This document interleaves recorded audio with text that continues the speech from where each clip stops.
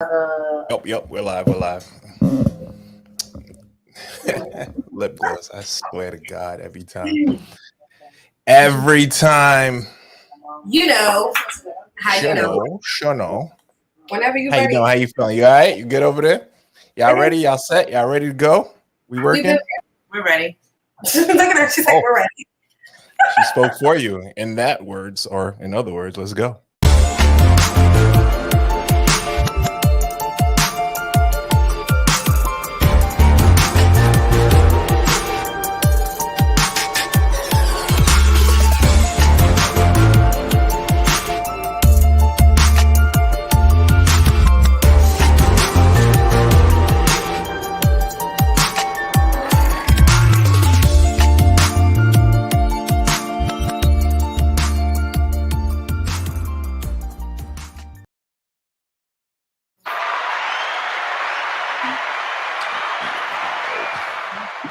Yeah, what's up, family? Once again, it's your new favorite podcast, Hush Your Mouth.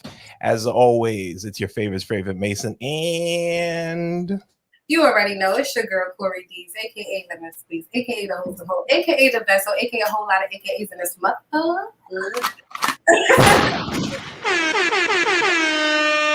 one time. You know, I'm so proud of you today for my sound effects. What's But up? today, before we get into all that, today we got a special guest here. Welcome to Hush Your Mouth family. Hi, I'm happy to be here. I'm Relly. Okay, Relly, aka Crystal Herbs. But y'all already know, before we jump into our topic, we are going to do our normal mental health check-in. So you are a guest on the show. You are the first person that we asked. How you doing? How was your week? What's going on? I'm doing good. I'm working and I'm self-reflecting. I'm doing a lot of self-reflecting if we're talking about mental health. And I think that's important for your mental health. So, but I'm good. Like, I'm staying positive and I'm making sure that, I'm crossing my T's, dotting my I's, and doing everything I'm supposed to do. Okay. How are you guys? Right.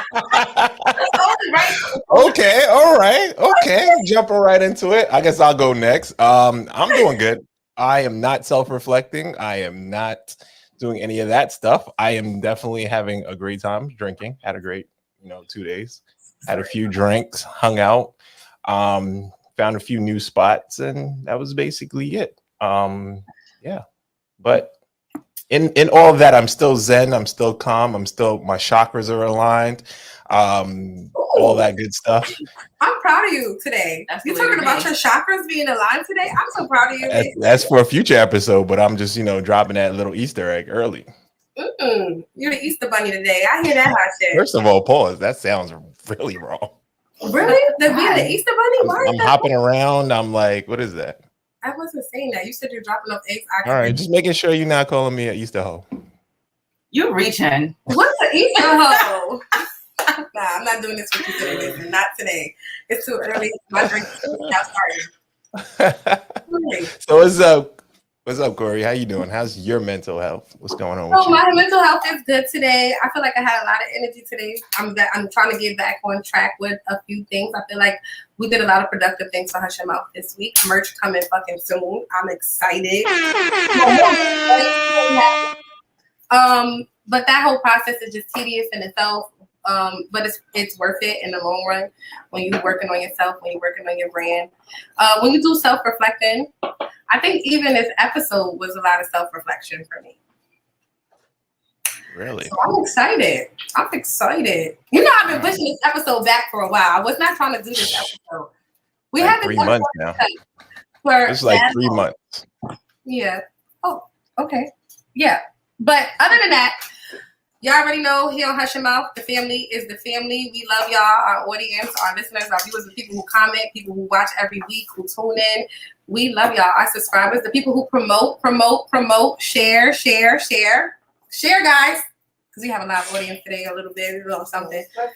Side panels in the building. Woo!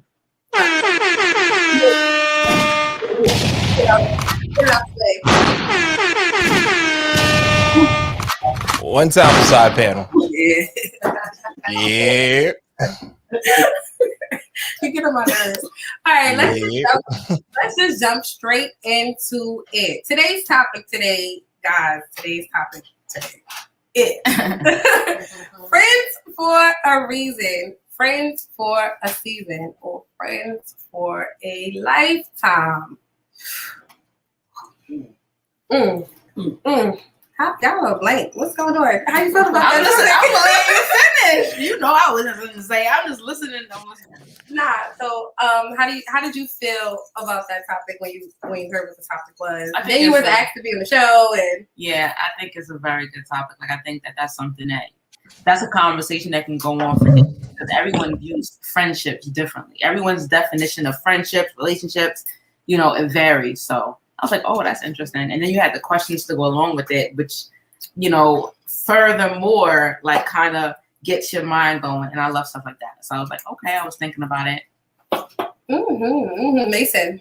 So you know what it is. We already talked about this. We had conversations before today about friendships and how we view friendships. And I view friendships a little bit different than you view friendships, but we'll get into that a little bit later on.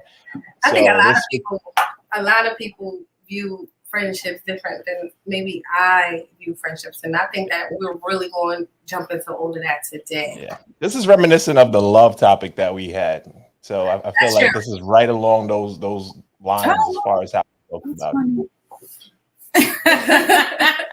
It just you distracted by the comments? Yeah, she's distracted. Don't get distracted by the comments. I'm not going to go back and forth on the comments too much. All right, so let's just jump right into it. First question. What makes someone a good friend? So, you want to go first, or do you want Mason to go first?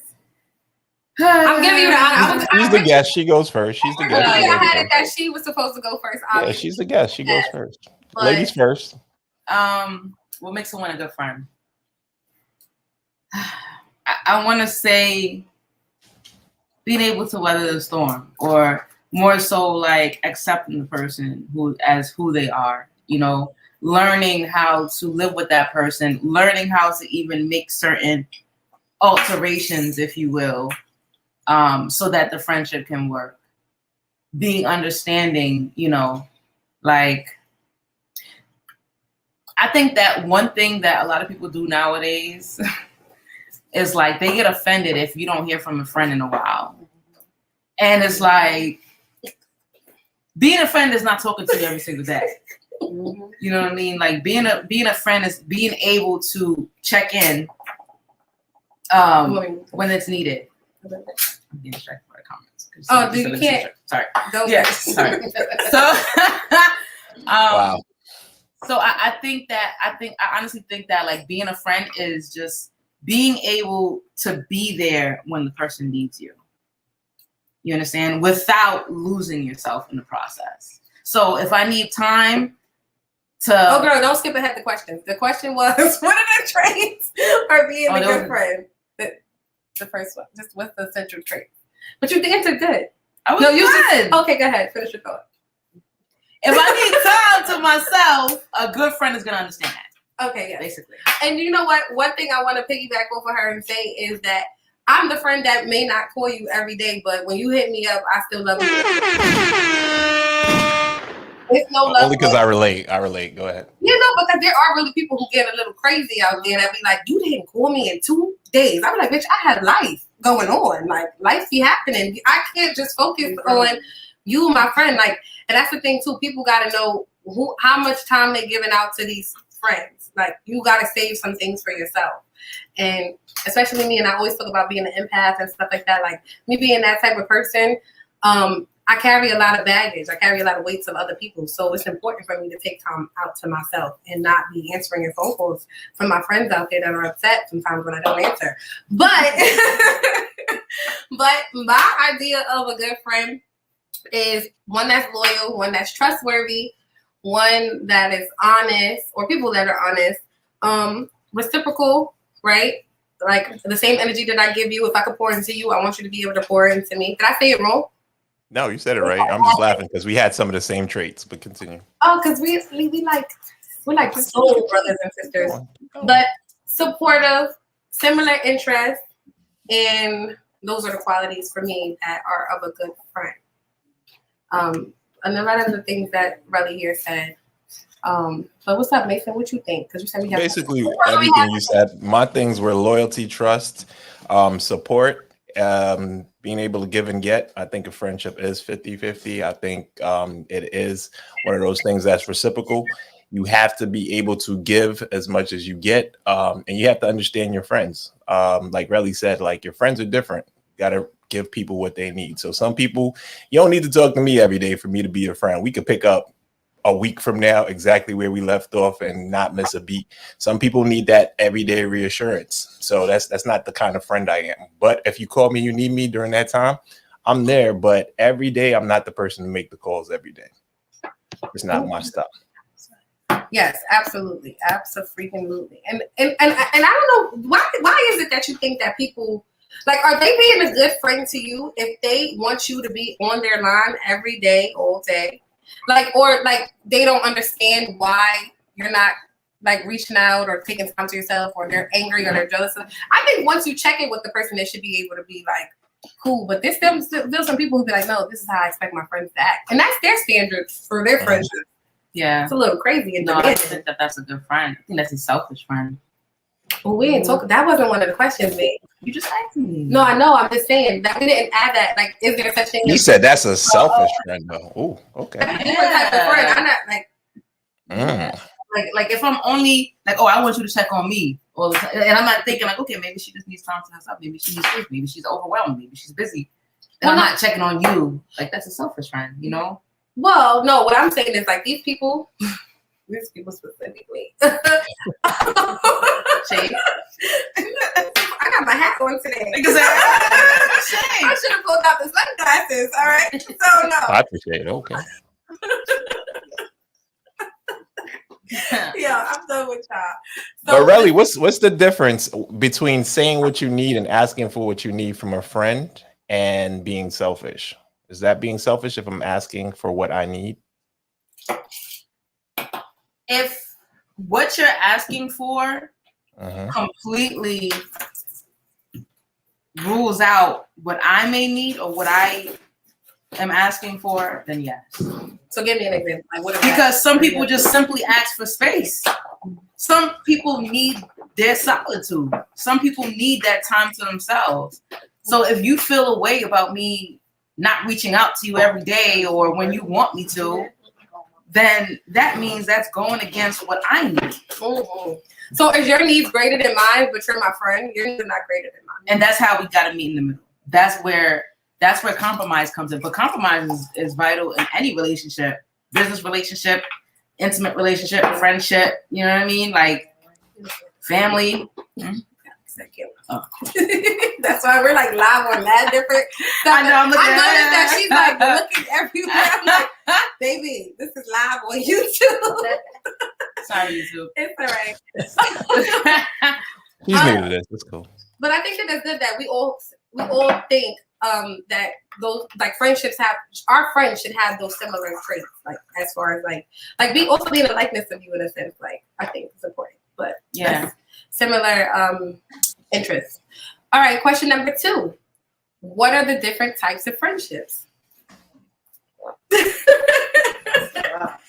What are the different friendships, Mason? See, I have 2 answers. So I think the normal answer is there's 4 different kinds of friendships. There's the acquaintance, there's the friend, there's a close friend, and there's the best friend. I think that that's the normal way to look at it. I kind of look at it like, you know, there's a platonic friends and then there's the, you know, non-platonic friends. I think it's 2 ways to look at it. So it depends. Wait, so what you're saying here is no, I'm trying to understand what you're saying. Do you only have 2 types of friends? You have 2 categories for your friends. Because I have a few categories. So I want to be clear on what you're saying. You're saying you have a platonic friend and a non-platonic friends. What does that look like? Like what are the categories? Like, am I your platonic friend or am I like your family? Like, who am I? I was about to say, like, no, you're like family, but that's beyond friends. So I mean, it's platonic friends, and then there's friends with benefits. So I mean, there's 2 different areas that you can be in. So it's one or the other. Okay. So do you separate your family from your friends as far as like? Yes. So like one day, me and Stop was having a conversation, and she was like, well, who are your friends? And I was like, I hang out with a lot of my family members, like my sisters, like my friends and stuff like that. Like my cousins are my friends and stuff like that. Like then I have friends outside of that I've grown to know over time and stuff like that. But like, yeah, I don't know. You don't have friends that become like family? You don't have like that's I like, do. But to me, like they're not my friends, they're my family. It's different. So I think, but at the same time, they're still my friends. I don't know how to explain it. You know, I'm a little crazy or whatever. Nah, that's pretty normal. That's the most normal thing you'd say. Cause like for me, I have like my acquaintances and my affiliates. Like I'm affiliated with you. We may know each other, and I consider people like that I work with until we build that bond. Like you're my affiliate. I'm associated with you. We work together. We're not. If we're not, you're not watching my kids. I ain't watching your kids. We ain't hanging on the regular. You don't know my business. I don't know your business. You just know me through work. That's it. You're my affiliate. Then I have my level 1 friends, 2 friends, and 3 friends. Yeah, I got friends. They got. Wait, what's the level 1 friend? You got to break that down. I need to know what the details of that says. Oh my God. So level 1 friend is like, you know, I might hang out with you in the bar or something. You're like level 1. You never been in my house. You never met my kids. Like you don't like we're not intimate at all. We just may associate ourselves with each other, but you're cool. Like you might talk to me about your problems over drinks and shit, and I might tell you, you know, some good advice, and yeah, because and that's just barely above the acquaintance. Yeah, like you're barely above the acquaintance. Level 2 is that we may have some time in together, and we may have done some shit, some exciting things together, and had some experiences, some moments, but we're not like level 3 friends. Where level 3 is like very intimate, and like I could cry in front of you, I could love you, and like you could love me, and then we could fight and we could argue and so on and so forth. Like I don't know. Like that's level 3. Like level 3 is like I might tolerate a little bit more from you. That's the best way for me to put it. I might tolerate a little bit more from my level 3 friends than I do my level 1 friends. Level 1, you're getting I'm not gonna say nothing crazy, but yeah, it could happen for you, level 1. No. A quick bump back down to acquaintance. Somebody shaking in their boots. Well, what about you, Sherelle? Aurelie?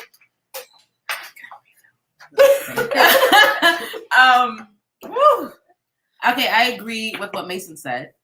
I don't really have levels per se. It's funny because I do levels when I'm dating. That's the funny thing. I need to know. We gotta follow that question up. That's another topic for another day. Not willing to answer what your levels are. Okay. As far as like as friendship goes, yes. So you got your associates, acquaintances, right? You got your friends, and you got your best friends. You know, like your closest friends. And I'm the type of person like my circle is very small. So I have a lot of acquaintances, a lot of associates, you know, people I may party with, hang with, people I may talk to, but that the level of discussion is limited. You're not going to know my business. So that's the acquaintances. And then I got my friends, you know, who may know a little bit of my business, but they're not going to know my dirt, you know. My best friends know it all, you know. So it's like, that's my level. Those are my levels. Are you one of those people that have multiple best friends? You think you have like a bunch of best friends? Can you have a lot of best friends? I don't have multiple best friends.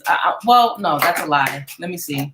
Because you said best friends with an S. Yes. So when I say best friends, it's like we've been down for years and you've been loyal. And so like I can tell you my business and know that everyone's not going to know my business. I can tell you my business and know that you're not going to judge me. I feel comfortable around you. You tell me your business as well. You know, we do a lot together. Our friends hang together. But then, like you said, you also got that family category. Family category. Like I have a lot of family. So it's really complicated to categorize it. Because I can be like, oh, like for example, like that's like my brother.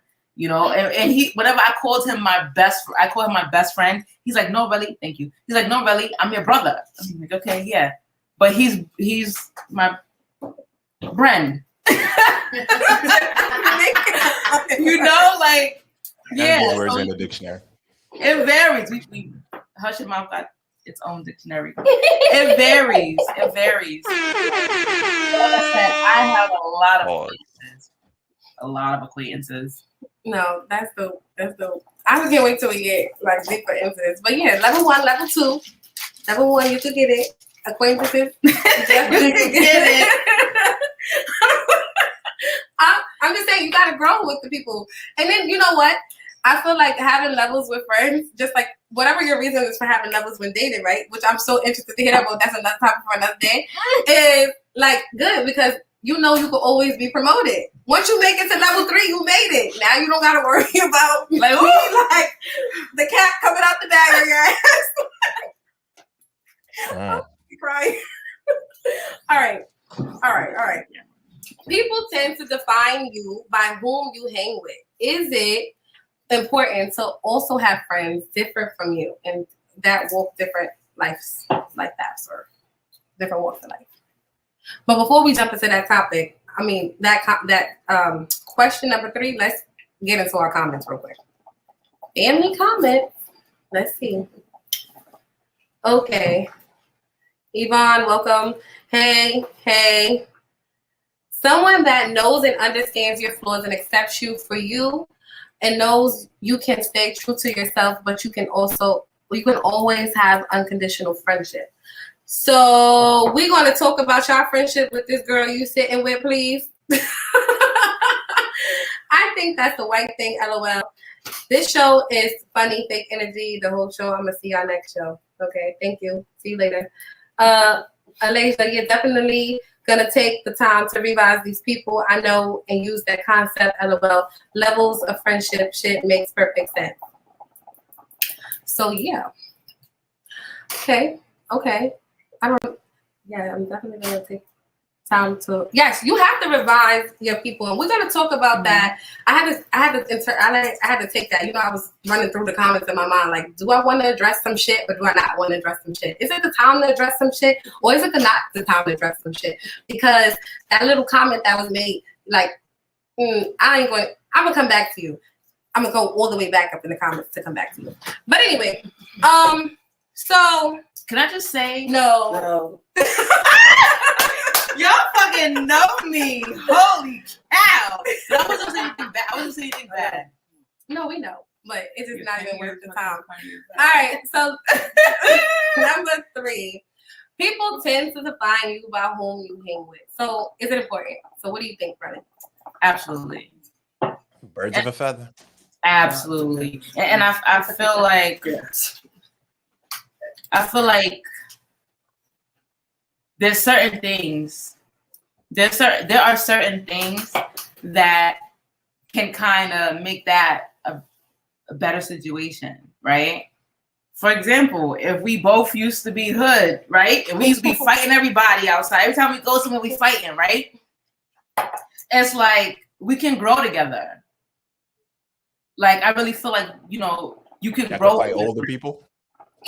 I can fight different types of people. No, we can just not fight anymore. Okay. I'm just checking. And this is just an example. I will whoop your ass if I need to, but I'm just saying, right? Like you can grow with your friend. I feel like a friendship, like I feel like a big part of being a friend is being on that same level. So it's like, yo, I see shit in myself that I don't like, and I want to change that. And you're on the same type of time. That's perfect. If I'm like, oh, I see shit in myself, and I want to change that. And you're like, well, bitch, fuck that. That's who I am for life. I'm just stuck. Then that means that I'm going past you. But is that the answer to the question as far as like, is it important to have different friends than you that walk different life paths? Because how did you get there? I think so. To further go on with what you're saying, like me personally, I think that it's very important to have friends with different walks of life than you because they can teach you a lot of shit, right? Oh no. You can learn a lot from other people, right? That's how we grow as people. That's how we know where we need to go. So if I have a friend that, let's say, works on Wall Street, but I had no knowledge of like how the stock market may be able to be beneficial to you, that may be a person that I may need to be friends with to be able to learn more from.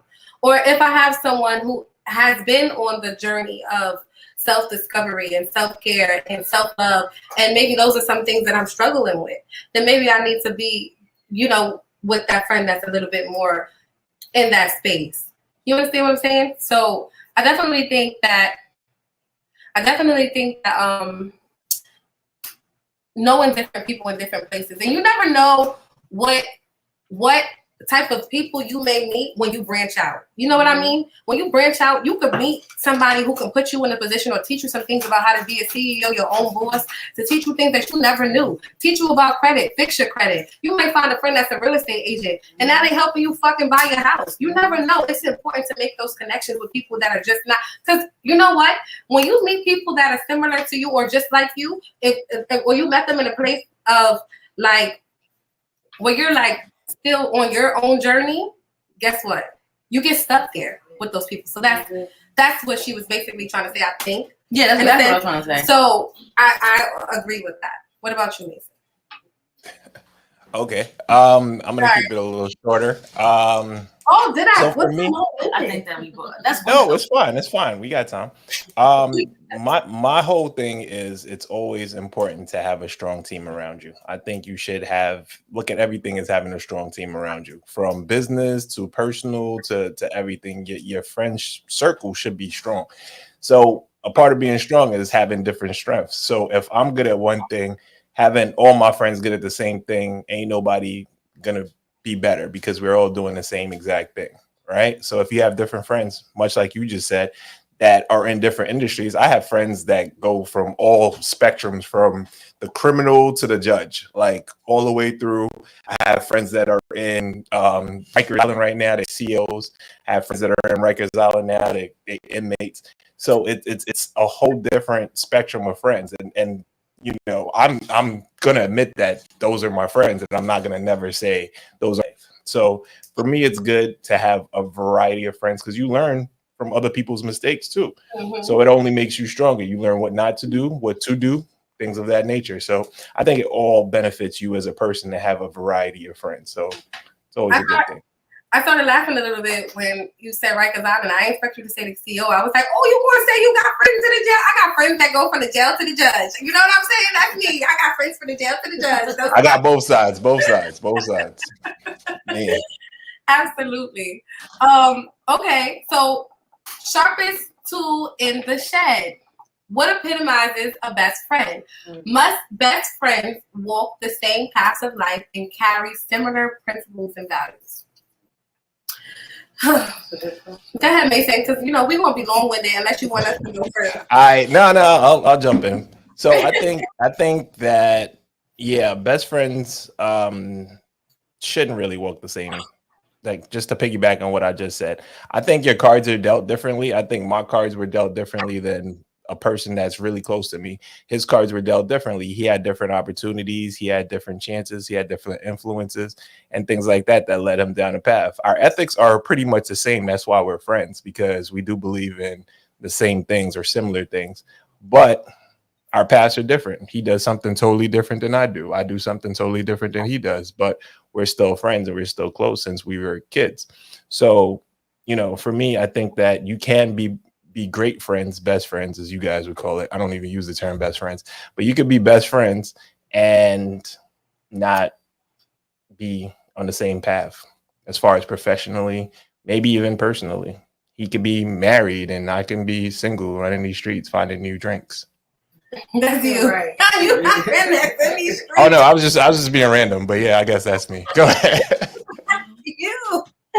Cheers, Mason. Go ahead, give yourself a round of applause, my man. You deserve that. Cheers in the streets. Drinks in the streets.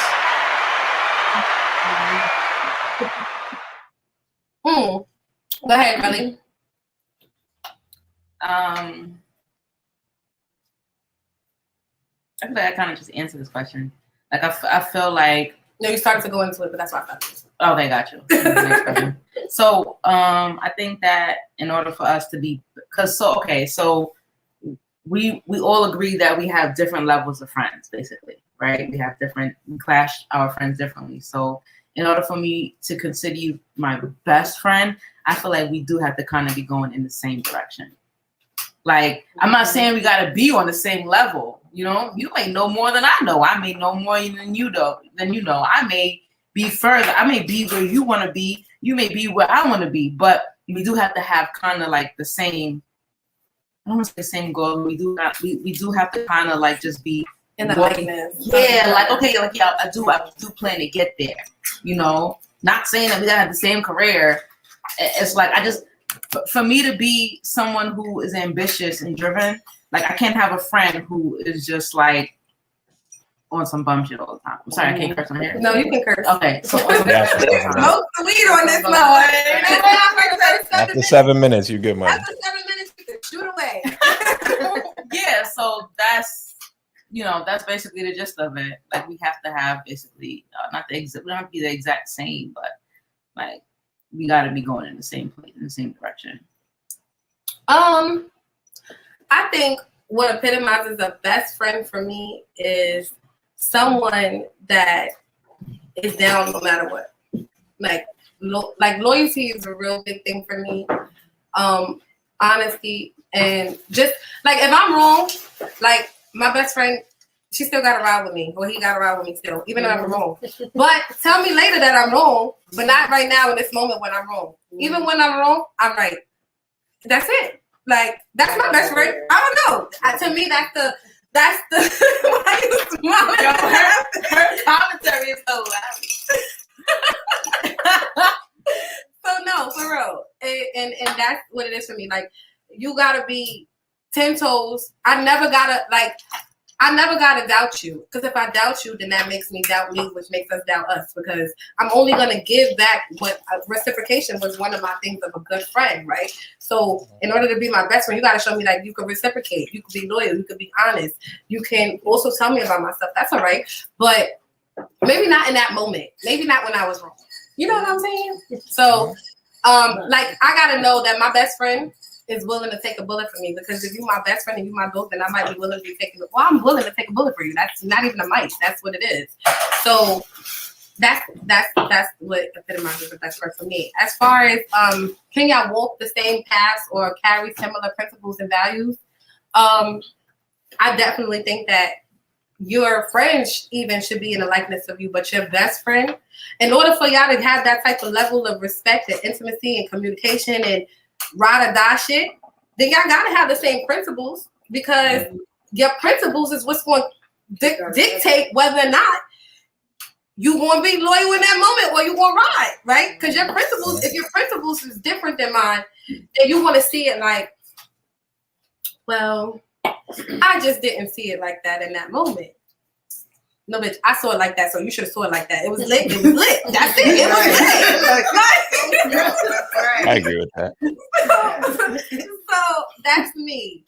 And then, I mean, do you have anything you want to say on that? Because I'm going to go back and address that comment now, because I think maybe now this is. Oh wait, I had a question on this, but if Relly didn't have anything else to say. Do you want to address this comment now, or do you don't want to even? Okay, so remember when I said that I think that we can still be going in the same direction, but maybe the other one may not be there yet. You understand? Uh-huh. So it may be like, oh yeah, you thought it was lit, but I didn't think it was lit. I feel like that'll happen because we're not, even though we're on the same path and we're going in the same direction, maybe mentally I'm not exactly where you are. Like, does that make sense? So we're going in the same direction, but we're not moving at the same pace. So now it depends on what's lit.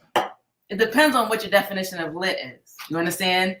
If we go out and somebody pops on you, it's lit. It's definitely lit. You understand? But if you fight, say that again. I said if we go out and someone wants to fight you, or just yeah, bitch, it's lit. I have no choice for it to be lit. But if it's someone close to you or your family, or maybe your definition of lit is what I don't really consider lit. Maybe your definition of lit to me is drama. And I don't really want, if I care about you, I don't want you, and I'm not into it, then maybe I'm gonna be like, yo, well, no, it's not that serious. Like, it's not lit. But like, that's why I said it depends on what your definition of lit is. But then that goes back to the principles to me. I think it's like because I think that I find myself to be a person of principle.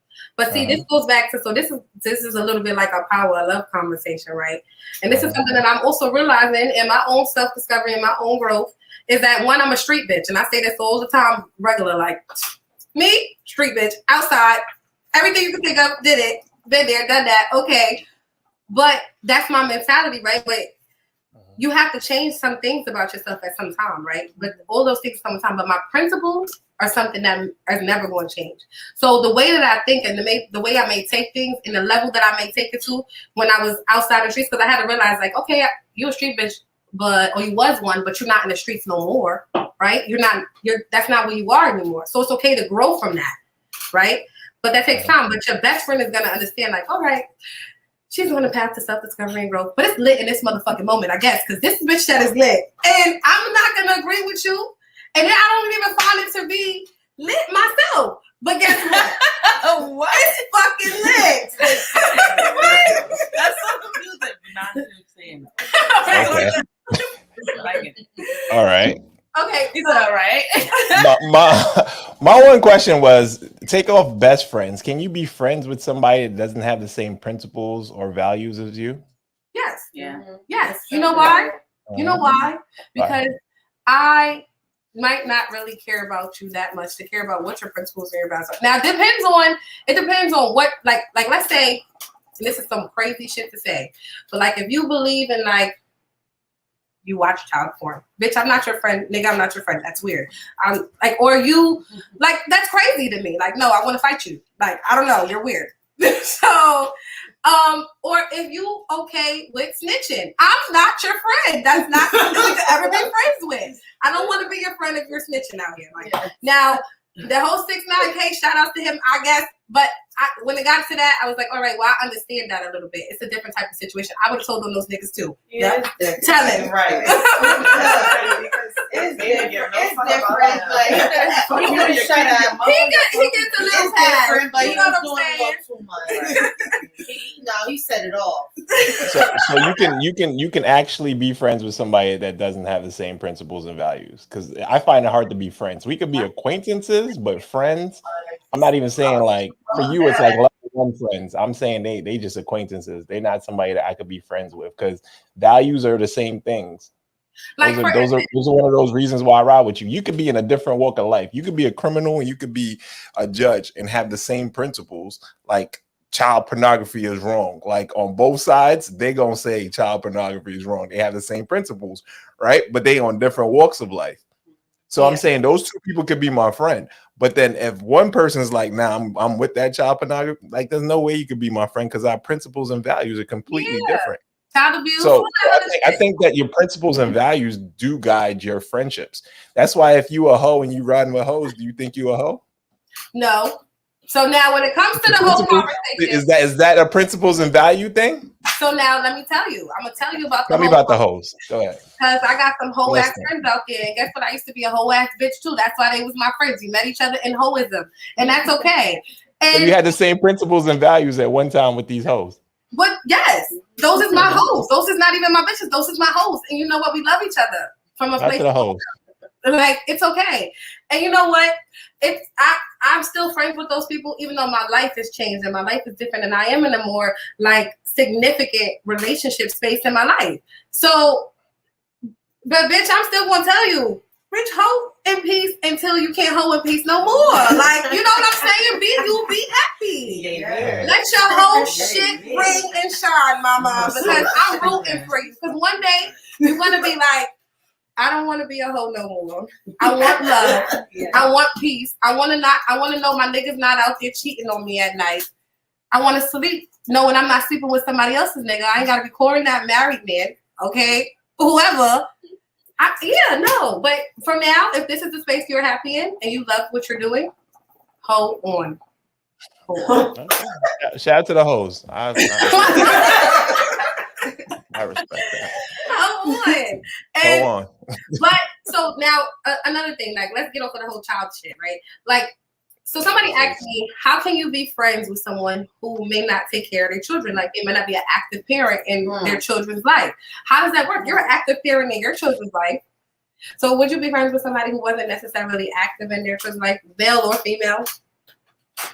I think that I would be your friend, but I would be constantly in your ear about that shit. But that's one of the things I got to work on. You can't change everybody, and I always want to be somebody's mom. I'm like, yo, you think you should do this? Maybe you should do. But sometimes it's like you can't change people. So I feel like if I'm in that person's ear about it, and I'm constantly trying to encourage them to be in their child's life, and they are just like not with it, like, no, fuck that kid, fuck them kids. I can't. That is my number one thing. No, it's different. It's different because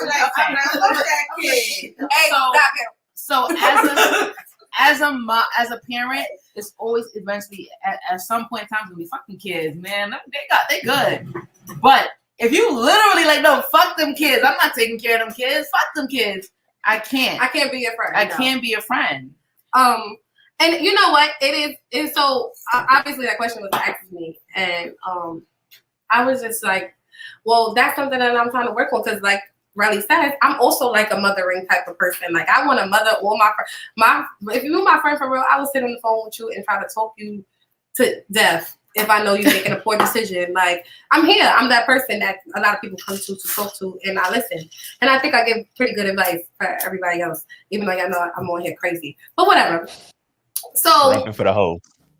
Rapping. All right. So but with that person, I feel like it's a growth experience, right? And I'm only gonna nurture you, and what it's like a plant, right? You water the seed. I'm not good with plants either, y'all. So you put the seed in, you water it. It might sprout, it might not. You might be planting the wrong flower in the wrong season, and you know what? Then you gotta just get rid of the plant or that plant is not conducive to your garden. Woo! That was a good one. Give me my shit. Give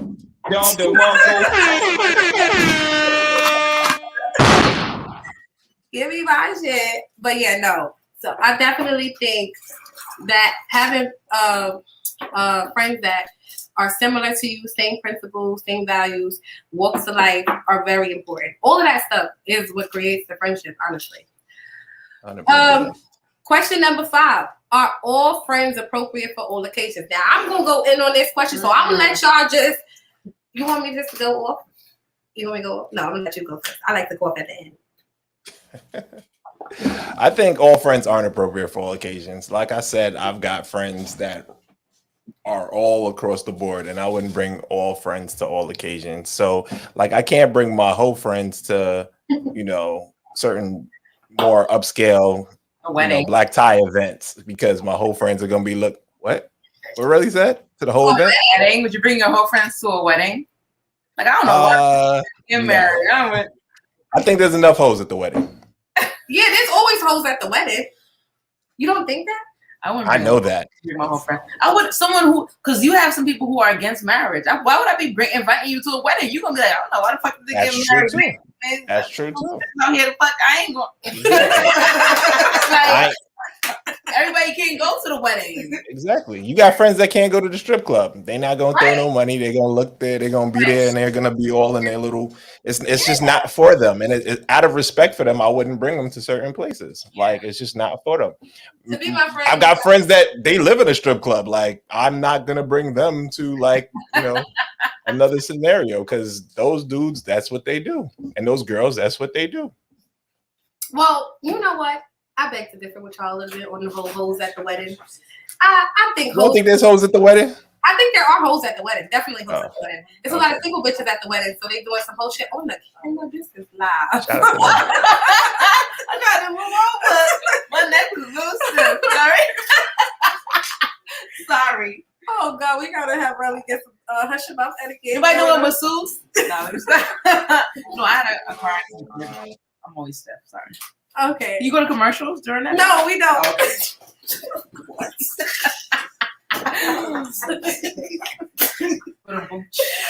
Give her a sound effect. You say give her a sound effect. The gunshot. Yeah, shot herself in the head, guys.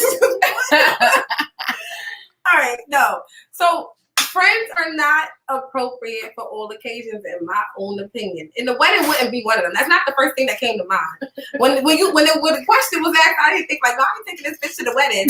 I ain't think that. Mason, your camera cut out. Oh, there you go. But I didn't think that. I think more along the lines of like, I'm not going to, like, I got friends that I go to parties with. I got friends that I go out the country with. I got friends that I fucking go to church with. If I was to go to church. I got friends that I like to eat with. You know what I'm saying? But there's friends that can't go out to eat with me. You know what I'm saying? They don't know how to act when they drink. Because they, not even that, they don't know how to act when the bill comes. I don't like the whole, like, I don't like that. I only had water in the bread. No, I don't like that. That's shit. You're not my friend. I only had water and the free bread that came. That's it. No, like, okay. Because it's definitely etiquette when you go out to eat. And I'm just saying this for all the friendships out there. When you go out to eat with your friends, you know what I'm saying? It's a group of 3, 4, 5 of y'all, whatever the case is. It might even be your own dinner party. I do not want to hear, well, what did I have again when the bill comes? No, nigga. It's 17 people here. We want to split this shit 17 ways. Right. I don't care if my fucking Aunt JoJo had fucking 16 drinks. Nigga, we going to pay for her 16 drinks. That's it. And we splitting it. Like you showed up, that's the right way to go out with your friends. You nobody's counting. There's no counting in friendships. There's not any counting. So yeah, that's my thought. Mason, we lost you for a second. Did we lose any of the show? Oh, your sound is off, my man. Oh, come on. Mic check, my man. Yeah. I can hear you. You're back. Okay. So what Had happened? a little technical difficulties. You know, it wouldn't be hush and mouth if we did it. Sheesh. No, but I don't. So you have to categorize your friends, and that's where level 1 and level 2 and level 3 comes at. My level 3 friend can go and do anything with me. That's the bitch that I could bring with me to the boardroom meeting, and she could talk boardroom talk. But I could be with that bitch in the club acting ratchet the night before. We was outside, turned up like yes. You know what I'm saying? But she going to that over. She gonna go in there with her black tie on, her black suit, whatever the fuck is the case, and she gonna shut shit down with me, and we gonna drive that bitch home. That's the difference. So you gotta definitely have those different types of friends. I don't know. Do you have friends for different occasions though? Like besides the wedding? Yeah. Yeah. Like I said, if I can't bring you with me everywhere, I wouldn't consider you a best friend. But that's just friends. Levels, yeah. It wasn't best friends, it was friends, like your friends. But you have associates and affiliates, right, and then friends, right, that are your best friends. Yeah, so yeah, and then family. So you have 3 categories, right? So even in that, like even in the special occasion, like there's certain associates I would invite, certain associates I wouldn't invite. You know, there's some people that I wouldn't even take out to a lounge with me because I know every time they go out is a problem. Like they like some people got drinking problems. Some people can't. Some people don't know when to put a cap on drinking, and they always end up slapping. You gotta carry them home. Throwing up. God. You gotta hold the bitch here because she's throwing up.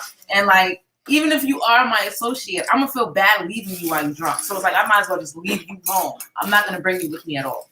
So yeah, there's definitely. Whoa, this is the first time that this has ever happened. Is this? It's okay. Yeah, I'm guessing. No, you still good. You was on it on her. You ain't telling nobody. Go ahead, Drew. Keep finishing. Oh, okay. All right. I was confused. Yeah. So it varies. Not you can't take everybody everywhere, and everything ain't for everybody. Absolutely. And you know what? I'm the friend that don't know how to go home. So if you plan on going home, don't go out with me. I'm in that. I need a nap. She's the friend that needs a nap. Yeah, anywhere, anytime, any place. I wake up too early. I got one of them friends. They have to take a long. Yeah, I wake up too early. Like no, take a nap before we go outside. Cause guess what? We outside all night. Yeah. No. I was just telling who else? I think I was telling James about that the other day. Like, yo, Kori will be out all night. Like Kori can go. We go from a lounge to the club to brunch. From the lounge to the club to cafeteria. If you're from New York, you know what type of time cafeteria is on all night. All night, and I'm going, and I want to eat everything here, and then I want to go back out for more drinks to Amy Roots or something. I don't know. Right. I'm with it. And then I got the bottle in the car. But don't judge me because we know. Pre-gaming and post-gaming. But let's jump into these comments before we jump into segment 2, Mason. We're doing really good today with Tom. Even though we're saying a lot. Family comments. Go ahead, jump in, Mason. You got anything? Where do you want 8:49. to start from? What do you want to start from? The previous comment? Okay, so somebody said, so are we going to talk about y'all friendship with this girl that you're sitting next to? Huh? So Yeah. I said I was going to come back and I said I was going to address this. Water? And yes, I'm not. Huh? Oh, okay. Still recording. Yeah, I know. We're still live. she's getting used to it. Sorry. So put that comment on the screen. All right. So do you want to leave? I mean, listen, I feel like some people live off of drama. People love drama. And I feel like a part of being a friend is being able to, like I said earlier, weather the storm and being able to kind of overcome adversity. So it's not fake if you and your friend get into an argument and you guys stop talking for a while and then you make up. That's not fake. You understand? I feel like someone who's going to consider that to be fake is someone who's going to breed drama. Thank you. And so people, and I feel like, and a lot of people envy long-lasting relationships. I'm not gonna lie. So it's like, oh no, it's gonna be some type of drama. She that. You understand? It's like it's impossible in some people's minds because they can't keep certain friendships for a long period of time. They're automatically thinking that everyone else's friendships is fake or it's just bound. Something's bound to happen. And when it finally happens, like I knew it. This shit was gonna happen. But no, like I feel like a part of real friendship is being able to overcome stuff like that. Is being able to talk about your differences and finding ways to overcome it. So no, to finish your thought. Okay. I'm just letting you know. No, I was just letting you. Oh, okay. I'm just ahead because I was like, okay. No, you're fine. All right. So yeah. So I feel like, of course, that was gonna come up. Of course, our relationship was gonna come up. And then you know what? That's for question number 8. But honestly, I feel like we are gonna talk a little bit about our friendship here on the show and the fact that she is sitting next to me. But that's for question number 8. So you're gonna have to stay tuned if we only on question number 6. And I think that people need to know that growth is necessary in any relationship. So if you have, I'm gonna save it for number 8. Let's go to 849 comment. Or 842. You need a TX23. TX23. You need to have a variety of friends to spice up your life and add different perspectives. 849. Yvonne, a best friend is someone who is there for you through thick and thin, and someone who listens to you and understands you. I can go all the way with you and support your decisions and loves you when you're wrong and teaches each other growth. Best friend is you can say or do anything in a friendship and it never changes. And you always want the best for them and you always keep it 100. And they always keep it 100 with you always. Absolutely. I like that. That was very well said, Yvonne. You don't agree with that. Andrew Warren. A lot of people really have this friend thing misunderstood badly. Me personally, there's no such thing called friends. My dad always told me friends get you in trouble. He must be Jamaican. What? Tell me more about that. Because my family's Jamaican, and it just sounds like some shit. But my dad was that. Yeah, my parents. Mason's Jamaican too. I want to know more. Oh, a best friend. That's where the sound effects come from. A best friend will let you pee on their foot and don't care, but just laugh. Yes, I'm so sorry for peeing on your foot, sis. That was wait, what? That was so random. I definitely laughed until I peed on myself and it was on her foot, and I'm so sorry. Damn, look at his face. Oh God. You're not peeing on my foot. Principal definitely designs a real genuine friendship. Shout out to the hoes who leveled up from Superhead to Miss Stephanie. She's definitely leveled up. Yeah. That was When hoe is life. Everybody does. Absolutely. So wait, Kori, do you believe in a whole phase or a whole lifestyle? Like we had this with Hoe and 101. Our topic Hoe 101. I'm just saying for the new listeners and right. viewers. What do you think about hoes? Hoes, is that a phase, a lifestyle? What is it? Phase, lifestyle? Okay, guys. So hoeing is in phases, right? It's a phase. However, you should hoe in peace for the lifetime. You can be a hoe with your Oh, in peace for the lifetime. Go ahead. Okay, keep hoe going. in peace for your lifetime. Now you can be a hoe, but just learn how to be a hoe with one person. Be a hoe with your person, your partner, your significant other, your ace, your boom, like you know what I'm saying. You gotta know what's real. That's when you turn it up a notch on them niggas. You know what I'm saying? What I'm saying. So yeah, but hoeing is definitely a phase. Do you think that hoeing is a phase? For some people, it's a lifestyle because I feel like this this goes back to what I was saying about growth. Some people don't really see a point. They don't really aim to grow. It's just like, shit, I am who I am. Bitch, I'm just going to be out here sucking a dick. That's what I do. But some people... Sucking a dick. Forever? They just want to suck dick for their whole life? But that's what I'm... No. What I mean, you know? So, like, and some people are like, well, I went through this phase and I'm going past it. Now I want to be one person. Now I want to... be loyal to one person. I want a relationship.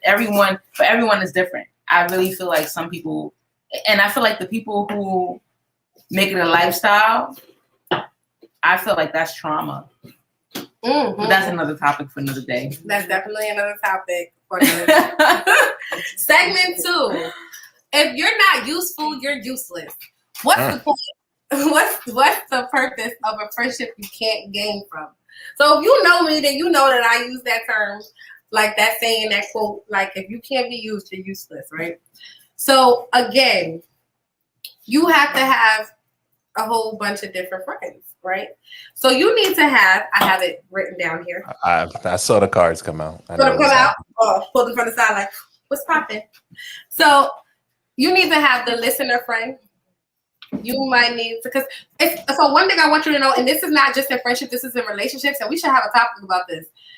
Okay, you can't get everything you want out of one nigga. He's gonna lack something. Mm-hmm. You're not getting all of the everybody. What was this, church? What was that? Like I heard mad people say, this is the room with the 5 niggas, the Uber nigga, the food nigga, all right, I see what I'm dealing with. Continue. I'm fucking crying. Crab legs, nigga. You said you wanted me to bring people. I brought the motherfucking church. I see. We may have picked the wrong topic for this crew, though. I mean, whoa. They'll be back. All right. So you gotta have. So just like that's the case with niggas, right? You gotta have that in your friendships, right? So even though you want all of these qualities and these traits out of, like, preferably one or a few different people, maybe like 3 people. I maxed out at 3. You know, like each number, so 3 is max out. But you gotta have the listener friend. You gotta have the fun one. You gotta have the loyal one, the wise one, right? The friend you admire. To keep a healthy balance, the honest one, and then the long-term friend. And once you figure out who those people are, who belongs to those categories, I think you'll have a healthy balance of friends. Now, as far as this question, if you can't be, obviously those are uses for those people. You know that your listener friend is always going to listen to you, so that's the person that you can vent to. You know that you can call this one person up, and you could be like, she's fun. I always have fun when I'm with her or him. And that's the person I'm going to call because that's my fun friend. My loyal friend, I can tell her anything and everything. I can cry. I can be vulnerable to this person. And that person is going to be the person that I need them to be in that moment. The wise friend, they're going to give you good advice. And that's their use. That's your use for them. And then the honest friend, that's going to always keep it 100 with you. And then your loyal friend, your long-term friend. But all of those qualities, I would like to have those in my best friend. But my best friend might not have those. If my best Is that friend, like having your main nigga? Like your main nigga is your best friend? Just asking. Your main nigga is your best friend? Wait, asking. He's your main nigga, and you got the Uber nigga, the Uber Eats nigga, the bar nigga, the what? I'm just correlating between the friends and the multiple niggas. Oh, you're trying to get this episode together now, and I'm not letting you because I'm trying to see what the correlation is. So can your main nigga is your best friend? Or your best friend. That's your best friend. That's the person that encompasses all those things. You get yourself a husband or you get yourself like a fiance or something, that's your best friend because you guys are trying to make better strides in a different direction. You guys are you guys are making an investment. When you invest in something and someone, then now that is you have I like that. But you have that person has a significance in your life. Bigger than any other position that may be in life at that time. Even the crab dudes? The who? The crabs? Even the crab like dude? Because you know how you like seafood. So I'm just saying, does that person right there? He's not my best friend. He's just my best spender. Okay, gotcha. To buy me the clean clothes. Relly's like, I don't have that many friends. No. All right. What do you think about that? If you can't be used or useless? I mean, I don't agree with that. I think that 100%. I don't agree with it 100%. I think that the word useful and useless is kind of what throws me off. But I get what you're saying. I was always told you should have a friend that's a lawyer. You should have a friend that's a bartender. You should have a friend that's a cop, and you should have a friend that's an accountant, and your life will be excellent. Okay, janitor. So I don't need. Why do I need a janitor? What's the janitor gonna do? You get all your shit together. You gonna help in your house. I guess. I never added a janitor to my list, but those. Right, no, seriously, honestly, I clean my own house. I just want to say that, all right. But what made me think about that is Jay-Z always says, like, you know, he said he treats the janitor with the same respect that he treats the CEO. That's why I said that. Yeah. Okay. I'll add the janitor to my list. So the janitor. But all those people are useful in different ways, and they can be your friends too. And I personally have people in each one of those categories, but you have to give them something as well. So it's like, what do you give? What purpose do you serve in someone's life? Even if it is to listen, maybe that is your role. Maybe your role is to get them in the clubs, or maybe your role is to, you know, be the more like lit one. Whatever your role is, that's your role. But you got to give them something too. So I'm kind of changing my mind on that. Where before I would always say like, nah, that's some using shit. Like, I'm not about that using shit. Like, you shouldn't be here just to use me. So if you're here just to use me, then that's where, you know, I'm halfway there. When I say that, I'm saying that because basically I feel like if I don't have no use for you and you're not at level 3 or anything like that, then what's the point of you? Like, you have to serve a purpose in my life. Like, what is the purpose? Why do I want to give you my energy, my time, or anything like that?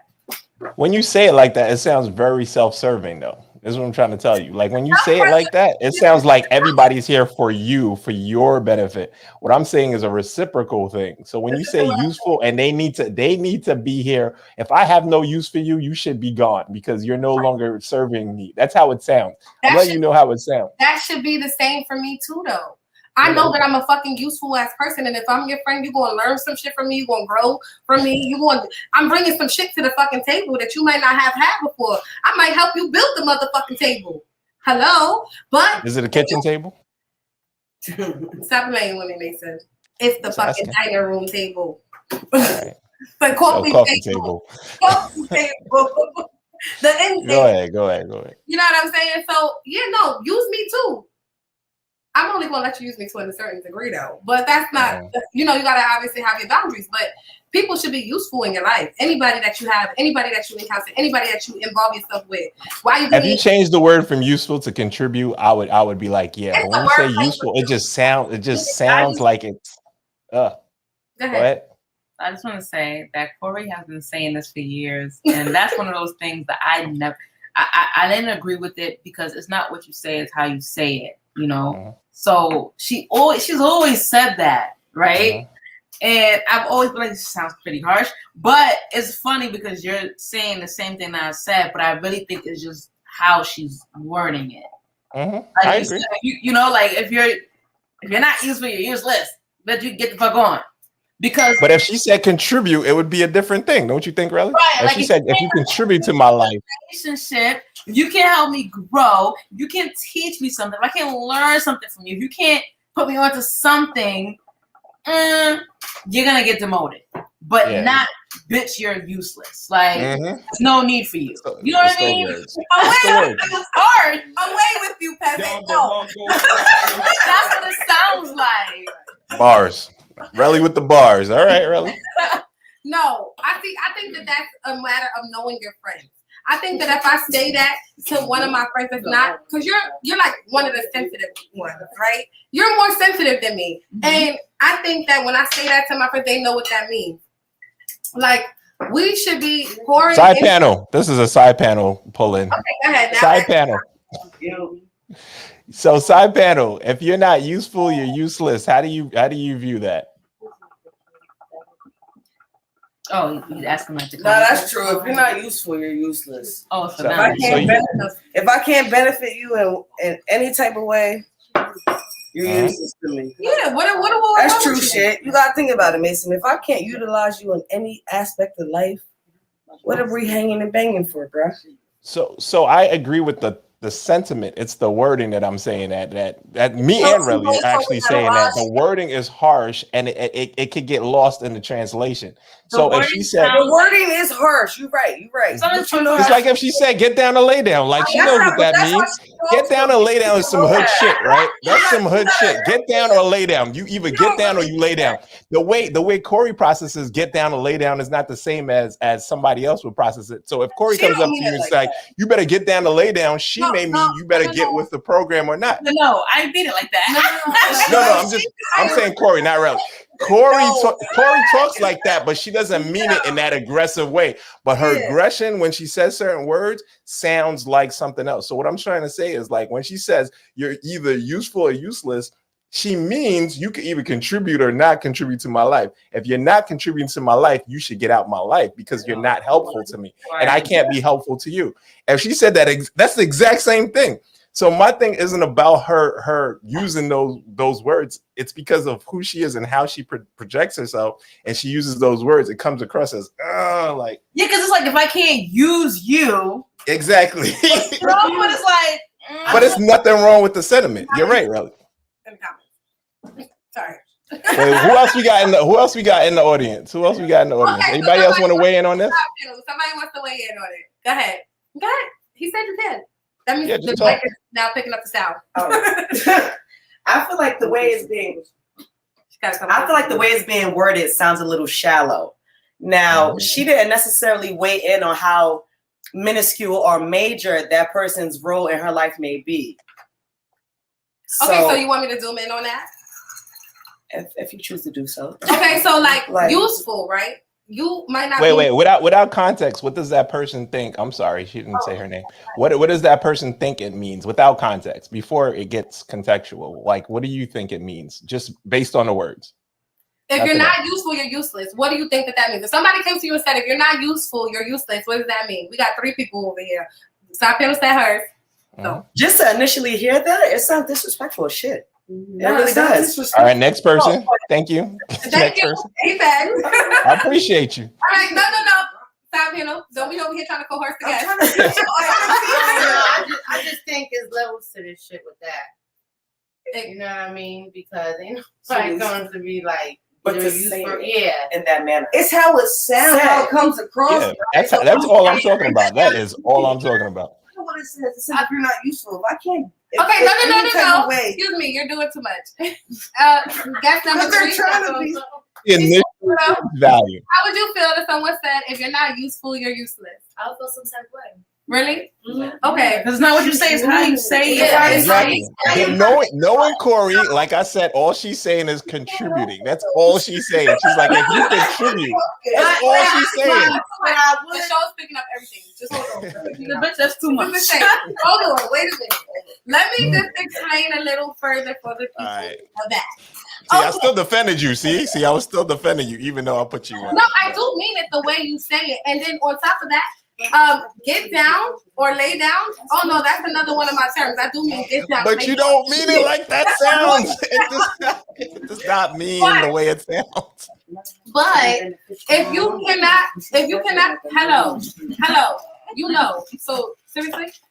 All right, so if you can't be useful, you're useless, right? I mean, like, even down to the person that, like, you might be my friend that I can't necessarily go out the country with or go to the bars with or none of that, right? But you're useful in the aspect that you might be able to babysit my kids for me. Like, we might be cool on that aspect. Like, you're cool for me, like, you're useful for me in that way. But, and we still have some type of relationship in that way, but you're like, I know I could trust you with my kids. That's being useful as fuck. Major. You understand? That's major, because when I gotta go bust a move, I know I could count on you. So being useful is knowing that you could count on the person. It might sound a little harsh, but if you know me, then you know that I'm not saying it like that. And then if you're my friend, then you know you shouldn't even take it like that. And that's what I'm saying, get down and lay down. But that's another conversation. So it's like, I'm sorry I used that example. So it's like, you know what I'm saying? Or even my friend that I know, like, if I'm sick, it's only certain friends that you could call on when you're sick that's gonna come over here to mop up your fucking throw up. I had friends that mopped up my motherfucking throw up. Like, that came over to take care of me when I was sick and dying. Or I got friends that I could be like, yo, I need you to go to the supermarket. I need you to, like, drop it a dime. Like, yo, are you available to do such and such? Like, you got me? You know what I'm saying? Or you might have that friend that you need to borrow $30 from. Sis, I need this $30. I don't know. Like, that's useful to you. You know you can count on that person for that. That's what I mean. If you don't serve any purpose in my life, then if you don't serve any purpose in my life, that means I'm pouring into you and there's no pouring back into me. So now my cup becomes empty. You're not useful to me. You are useless to me. It sounds bad, but it's real shit. And I think that's the thing. People get so caught up on how shit sound or how it makes them feel, and they don't look at the underlying shit behind it. No. But that's important too. How people feel about certain things is important too. How you feel about certain things is important too. You may be a little bit thick-skinned, but like, I know you are. That's why. So you may be a little bit thick-skinned, but you got to know your audience too. If you value somebody and know that they a little bit more sensitive and words hurt them, like, I'm not gonna say the same shit I'm gonna say to you to Relly. If I know Relly's a little bit more sensitive, I'm gonna say different things. It's the same meaning, but I'm gonna say it in a different way because I know the audience and I value that person's feelings. Like, I expect people to value my feelings when they speaking to me. Like, it's vice versa. Okay, you gotta value people's feelings. You gotta value, and you know what? Maybe I could tweak that a little bit. So I'm gonna use different words. But it's still gonna be the same minute. And I'm still gonna throw out, if you can't be useful, you're useless. But I'm gonna say it a little nicer because that's now I gotta cater to your feelings. But also, I feel like if I gotta cater to your feelings in that way, like I gotta put a lid on. She said, "Yeah, but nah." You already know. But nah. Yeah, but nah. Like, if I gotta put a lid on me. Like, and you're my friend and you're supposed to be able to understand me. You know that I'm not saying it with the intentions to harm you or hurt your feelings or whatever the case is. And I might be a little raw. Then I might just be too raw to be your friend. You know what I'm saying? But your friends, I feel like if you can't check me, why are you my friend? Like, I want you to be able to check me. Because I get checked all the time. Because it's funny. Corinne is more thick-skinned. Kori is more thick-skinned. Welcome to the show. Kori is definitely more thick-skinned than me. But some people will consider me to be that same way. Like, a lot of people are like, yo, like, you're mean. Like, you say things and you don't think about how you saying them. You don't think about the person's feelings. You understand? And I've had people check me like, yo, you don't think that was me? You don't think you could have said that a different way? And at the moment, I'm like, well, they need to hear it. The fuck? Like, well, I said what I meant. I meant what I said. But later on, I'm going to sit down and I'm going to think about it like, damn, you know what? I should have said it. I should have said it differently. I could have done that differently. You know, I could have been nicer because, like you said, that person's feelings does matter. So I think that your friends should be able to check you. So it's like, yeah, bitch, I know how you meant it, but it would have been nicer. You could have said it differently. You hurt someone's feelings. Yeah. And that's true. And against popular belief, Kori does have feelings too. Kori has feelings under all that exterior hard shit. Like, she has feelings too. She be soft and sensitive at certain things and certain God, you know, like, me. Let that be out there. Shut up, Sherelle. Watch your mouth. This is not just going in on Kori Day, but our audience does know that I do have a sensitive side to me. They've seen that in our other episodes when we do talk about things like trauma, love, and how we love, and the things that I'm growing from as a person. Which, and I think that I do have a soft. I know I have a softer side. However, I feel like it takes a lot to get to that person. Like it'd be like you're climbing Mount Everest. You don't open up to everybody, and that's normal. Absolutely. Everyone doesn't deserve to see that side, so I get it. Let's jump into our comments quick because we ran on with question number 6, y'all. Okay, so at 9:15, Alasia, if a person doesn't matter how minuscule or major their role in your life is, doesn't serve any kind of purpose, and I mean any kind, then that entity is only taking from you and not contributing. So they're not even a person no more. They're an entity. Go ahead. They're an entity. So the entity, damn. That entity. 9:17, Alasia. So I mean, what is the need to remain attached to them? You're wasting time, energy, and life on someone who you have nothing to gain from mentally, emotionally, or spiritually. And what are the things that drive you? What are the things that drive you? Your emotions, your physical, your mental, and your spirituality are the things that I think drive me. So if you can't contribute to those things, then why do I need you calling my phone or on my mind or in my face or in my space? I don't want you in my space. I don't want to have that interaction with you because you serve me no purpose or you're not contributing. Let me say that because that's nicer. So here's my question: what's the difference between that type of person and a user? What's the user? What you're saying and a user? What's the difference? A user, for me, when I was a user, the person that I was using was not receiving. Okay, that's what I wanted you to clear up. Yeah. This is fair exchange, no robbery. So for me, it's like stripper lingo. I swear to you. Go ahead. We you know talk what about I'm this saying? all the time. It's fair exchange. So that's the difference between the user for me. All right, there's nothing to grow from at that moment of realization, and at that point, abort friendship. Yes, at that, if you're in a friendship with people and you cannot gain anything from them, and it might be hard because you might have been in a friendship with that person for a long time because you done dealt with them through association, level 1, level 2. Now, level 2. Like, now you might need to abort. I think in level 3 friends, though, you might need to take a little bit of more time and think of clearly, like, do I want to abort this? Because time does play a factor in your friendships. And I think it's the time you put in because you have to understand that people grow through things, not go through things, but they grow through things. And in that time of growth, it could be ugly. It could be ugly and you might not like it because they're trying to figure themselves out. And that's when we're going to be in question number 8. But, hey, Nalia, that'll make them feel like I'm valueless or profitless. Kori was going hard, LOL. Sorry, Nalia. Welcome to the show. You missed the first segment or whatever, but welcome. You are regular. All right, so number 7. Do short-term friendships equate as fake because they usually serve a purpose? Are those friendships or acquaintances? Because I think short-term friendships are really acquaintances. I think that short-term friendships are acquaintances. But what is short-term? Because what's long to me, pause, is not long to you. Pause. Wow. Pause. Where are we today? I mean, for anything over a year, I think a year is probably like my benchmark. I think if I know you, that is. It's long after a year. Oh my god! I think New York ass. All right, pause all of this because we just this whole thing is gonna be reckless. No, I think like a year. I think it's more. It's always more. What I mean by that is like friendships. For me, I've met people for a month that are better friends to me than people that I've known for years, and it's just how much they contribute to my life and how much I could contribute to their life. you meet those people that right out the gate y'all click, and like it's like something about this person that like I get that positive energy. I think it's energies. Like for me, it's like that energy is so attractive, and it's something that's just like my energy.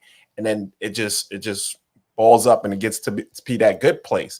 So I think that sometimes you meet people like that, and those friends, those are level, according to you, like those are like damn near like good friends right out the gate. Level three, you said? No, they're not no, they're level 2. Level 2, whatever. They hop, skip, and jump through levels. They get promoted real fast. Yeah, they so can I mean, for me, time isn't really the indicator of good friendships, but I do think that some acquaintances are there for a purpose, and you know what their purpose are. Whether it be something as simple as like to bring you something, whether it be something as simple as to get you somewhere. In certain girls' cases, maybe they just want to be, in a particular VIP section. So, they gonna be nice to the bouncer, and y'all are friends for a quick second, and then you get into that spot and you forget about the bouncer. I'm that person too, but I'm not I'm not friends with the bouncer. I'm just using what I got to get what I want. And it might just be me giving you a little bit of conversation right now at this moment. And now we in VIP and we here. And now we how many of us have them? Well, shit. The people. Listen, we here. How many times has that worked? Yeah. Like we done rode jet skis for free, all types of shit. We done did a lot of shit for free because you just had a little bit of a smile. Conversation, a smile. You was nice for a second. I'll be sending y'all to go do that, and as soon as y'all get it for free, I'll run out and I'll be like, all right, let's go. Jump on this jet. Yes. Yeah. I'm the girl that will have guys at the bar buy me and everybody that I'm with drink. You know what I'm saying? So you my boy. Oh, we catch you. That's my boy. He gotta get a drink too. Like, I'm sorry. Like, that's my brother. He needs a drink. I've had dudes buy women drink. I've never had a dude buy a guy a drink. Yeah, I've never had a guy buy another nigga a drink ever. This is the thing. I need 2 shots for myself. Okay. Guess what? That's my man's shot. Oh, well, that's when different. I go back, what I'm gonna tell you, I might come in if you go in the right bars with the right amount, with the right type of people. And they might be a little drunk, and preferably if they're a little Caucasian. You know what I'm saying? Like, they're gonna buy the drinks. Oh, that's. I bought rounds. I bought rounds for people. I bought rounds for guys. I bought rounds for girls. I don't really. Like, get with the program. I bought rounds for people, and I don't really like overthink it like that. I don't be like, nah, he's a guy, he gotta go. Or like, if it's a group of people and I'm buying rounds, it is what it is. It ain't never gonna kill my pocket. So. Hey, drink to amazing. First of all, give yourself the big gun. Yeah. For buying drinks. Shout out to me for buying drinks. No, wow. Shout out to not running no holes in your pocket. What you talking about? You living in New York, you buying them New York shots? Oh yeah, I like that. Shots of 1942. Oh, she said you're buying her 1942 Mason. Tell her stop. Oh no, we're all getting regular tequila. Maybe some Casamigos. Maybe some Casamigos, but we ain't going crazy now. But what's your this question? Do they equate to fake short-term friendships, or what do you consider as a short-term friendship? Because Mason said a year is short-term. Yeah, less than a year is kind of short. A year and under, yeah. Huh? I feel like at that point you were just merely an acquaintance. But what if you thought they were a friend? Did you ever have a person that you thought was like y'all, like okay, so them people that you meet that's just like I hit it off with a lot of people. My energy is good. Like, so I feel like when I meet people, they feel like they know me for a long time. Plus I'm transparent as fuck. So it's just like easy to do that, right?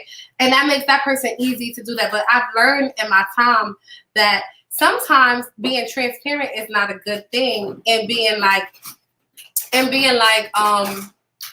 do I say, like letting all your cats out the bag. When I don't do that with any and everybody, but if I feel like I have a connection to you, then I might be a little bit more nicer to you than not, right?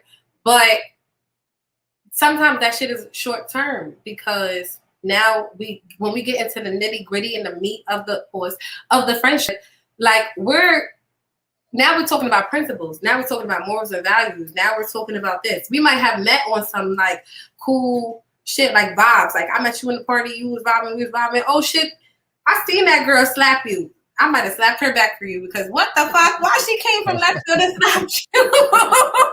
You know what I'm saying?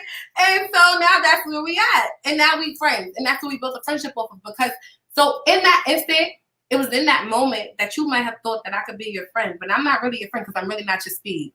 You get what I'm saying? I don't consider, that's what I'm saying. Like, you were merely an acquaintance. I don't consider everybody a friend. But when do you determine that? Like, it only lasted for a year. Like, y'all rocking strong for a year. Yeah, straight. We have to overcome some type of adversity, but that's never happened to me because I've had people that I was like we were like talking all the time, you know, and then it slowed down to what it was supposed to be. Oh, she's an associate. She's an acquaintance. But she's not like my friend. Like, a friend is somebody who always gonna keep in touch with me, and I'm always gonna keep in touch with them. You know, not just like, oh, we only talk on social media, and that's not a friend. That's an acquaintance. Mm-hmm. So we would have had to have overcome some type of adversity, or you showed me, like, I'm like, oh, yo, like, I like how she moved. Like, she's business minded, or I like the type of mom she is, or I like where her mindset is. That's what's gonna make me interested in you. Like, oh, I want to be your friend, girl. So I'm like that. Like, I want to be your friend. Like, oh, she's so cute. I want to be her friend. But she's so cute. She's not worthy of your friendship and your energy. Everybody's not worthy of your friendship. So that's when they become an associate. Hey, girl, how you doing? You good? How's your kids? Oh, they good? Oh, yeah. How's your mom? They good? Okay, cool. 3 months later, hey, girl, how you doing? You good? How's your friend? That's it. Like, and I might see you. Hey, girl, how you doing? How you doing? It's a hey girl for me. You said that earlier. Nigga said. Yeah, that's it. That's it. Everyone's not a friend. Friend is like a really. Friend is a deep. To me, it's a deep term. I don't have a lot of friends. I don't. I really don't have a lot of friends. And I've had people tell me like, "Oh, you don't have a friend. You don't get along with people." No, like, I get along with people because I have a lot of associates. But for me to continue to be for me to consider you to be a friend, there has to be some type of trust that has been built. You know, like. Because people out here are crazy. People are sick. People who have gone trauma. People have not outgrown their trauma. People are going through a lot of shit. So those type of people, it's like an acquaintance. That's it. For me, I kind of said a little bit about this already, but I don't necessarily equate them as fake. I don't think because we was only cool for like a year or so. Like, if we didn't have no horrible fallout, you ain't do no real shicey shit to me. You ain't hurt my fucking family, my kids. You ain't kill nobody. You ain't sleep with my fucking person, my nigga, whatever the fuck you want to say. If you ain't doing none of that, you ain't steal from me. You ain't do all of these things.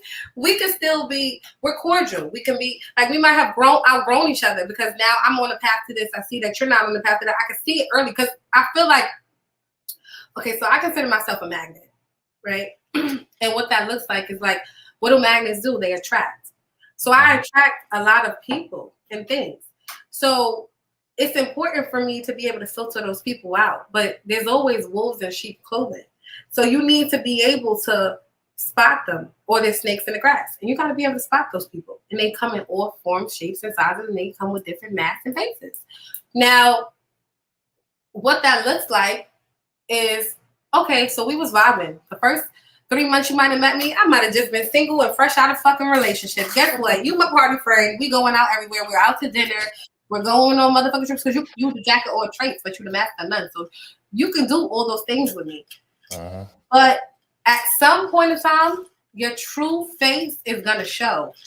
And your place and where you are and where you're at is going to show. So that might let me know then, I can't really fuck with this bitch like that, but she's still cool enough to go out with. You know what I'm saying? I might want to pull back a little bit. I don't consider it fake. I consider it because I don't think that anything happens by chance. And we talked about this earlier.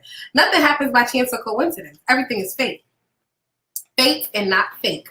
Guys. Right. Don't let me start giving y'all a lesson. Oh, she said I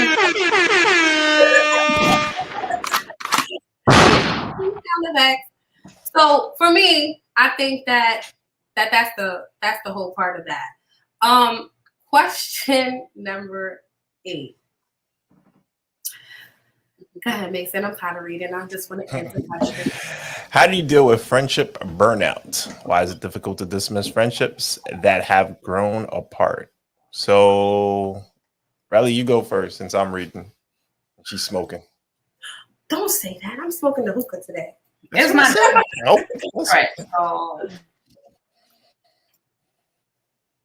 one of my downfalls is that it's not difficult for me to dismiss a friend, and I feel like that's something that I need to work on because, like you guys said earlier, time matters. You understand the time, the effort, everything put into a relationship matters, right? And so I walk away from a relationship without even thinking about it. Friendship, marriage, business relationship. I've done it. You understand? Are you a runner? You're a track star? I'm a fucking runner, okay? And that is damn, we should have had the fucking song for we can't play it on YouTube. I would have. Trust me. But it's not something that I'm proud of because I feel like a part of sticking around is loyalty. You understand? And so it's something that I'm working on. But one thing about me is that I'm like, yo, you need to be fucking happy. I don't like how you moving. I'm fucking out. Like, because I value my happiness and I value peace. However, I do feel like a part of a relationship, any relationship, is understanding that, yes, I may need a break from this person, but this doesn't mean that you're cut off. For me, it's like, everybody's cut the fuck off. That's me. Like, cut off, bitch. Nigga, you cut off. But it shouldn't always be that. It may be like, yo, you need to take a step back and reevaluate everything that's been going on. And I feel like that is the shade that was thrown earlier between me and Kori's friendship. We've been friends. But we ain't get there yet. Do you want to go there? Okay. That's number 8. Do you want to jump in? Do you want to open that question? Number 8. Yeah, we are. Do you want to open up Pandora's box now? I mean, again. You so stupid. Like, you been waiting for that. Yeah, that's what I thought we were talking about. Oh, okay. Then I should have went first if it was Pandora's box. Okay. Nah, that was the shade that was thrown earlier. Like, you know, yeah, we stopped talking for a while because we fell out. But that's what happens. You're going to fall out with your mom. You're going to fall out with your dad. You're going to fall out with your brother. You're going to fall out with your sister. You're going to fall out with your cousin. You're going to fall out with a friend. Okay? With me, I was like, let's get on because I have my reasons. But, like, I feel like a part of, like I said earlier, a part of any type of friendship relationship is overcoming adversity. So friendship burnout is when you get to the point where it's like, oh no, I don't know if I could do this no more. Like, I don't, you know, his flaws, like it bothers me. But that's where unconditional love comes in. And me personally, I wasn't raised on unconditional love. Oh, you need to go back and watch The Power of Love, part 1 and 2, by the way. Okay. In the meantime, those were bars. Right. I was not raised on unconditional love. So it's like, if you're not giving me the type of love that I want, and you know, you're not carrying yourself the way that I want you to carry yourself, it's like, oh, I gotta take a step back. That's how I was raised, even from my parents. You understand? Do you communicate that, or do you just go right into track star mode? Do you? Because you said you're a runner, so I just want to know if you say, "Hey, listen, I'm having an issue." I do both. It's been times where I've communicated. You communicate while you're running? Yeah, and then there's times where I just ran. Like, you just don't hear from me. You're like, what the fuck am I talking to her? And you're questioning whether I even loved you or not. That's my trauma. You understand? And I recognize that, and I'm growing and I'm healing from that. That's my trauma. So yes, I absolutely.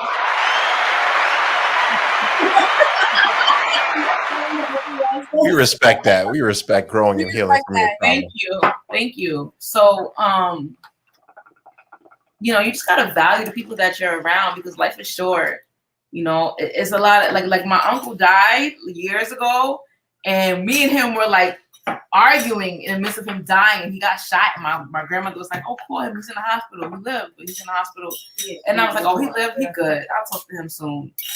And he died in the hospital. Like they fucked up on his medication and he died.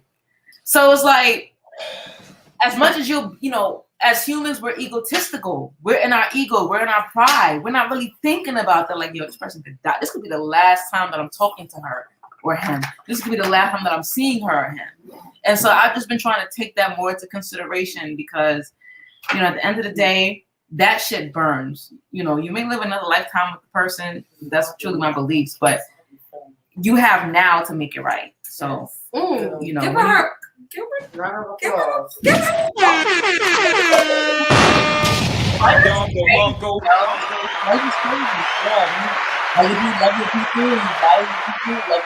value people while they're here. For real. Give them their flowers while they're here. Absolutely. Give them their flowers. Give them their flowers. Yeah. I like flowers. I like roses. I like carnations. So stupid. Lilies. I like lilies. You know what I'm saying? Like I like them.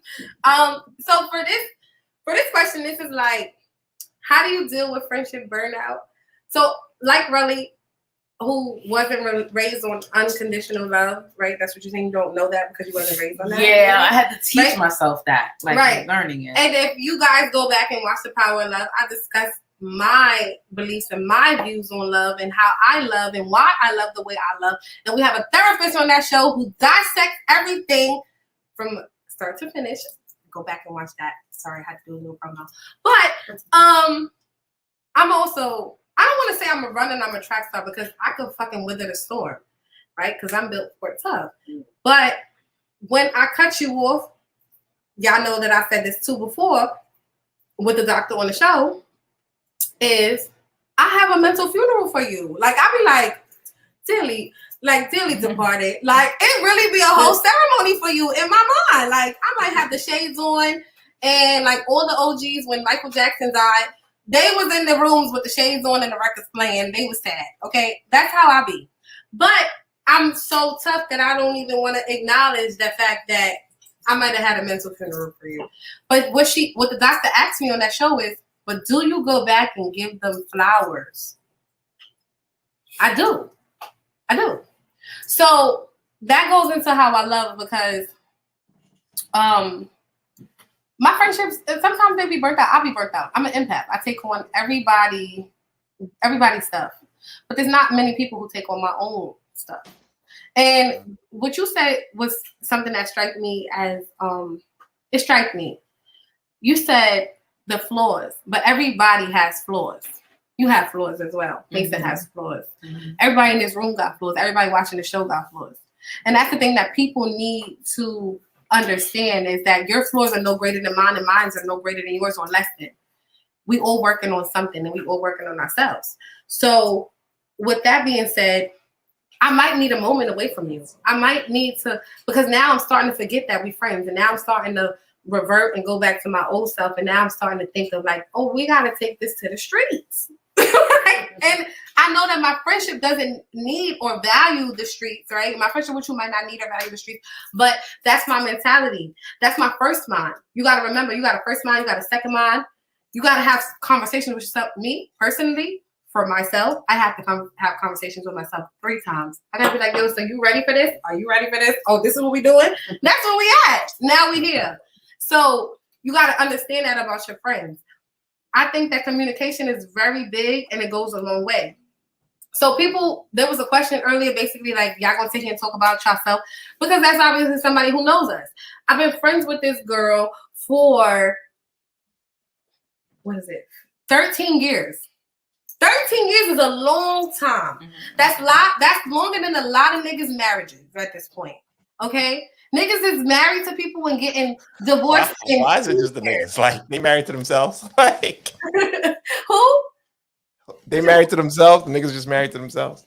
No. Niggas married. Niggas is in everybody, right? Okay, just making sure. Okay, so when I make, listen, so to all my viewers out there, I want to make sure that y'all understand that niggas is everybody. It's a generalized statement. It means my bitches, my hoes, my peoples, my family. Everybody's my niggas. The hoes. Like, shout outs to y'all. We own that word. I know my mom hates when I say niggas, but I'm sorry, mom. This is what it is. This is my niggas, and that's what I'm talking about. All right. White people don't think you can say it. I don't want you to get caught up in the rapture.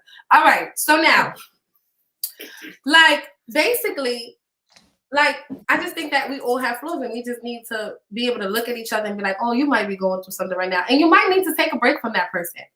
Take a break, reevaluate yourself, adjust some shit that you had going on, and then come back and revisit it if it's worth revisiting, if it creates value in your life.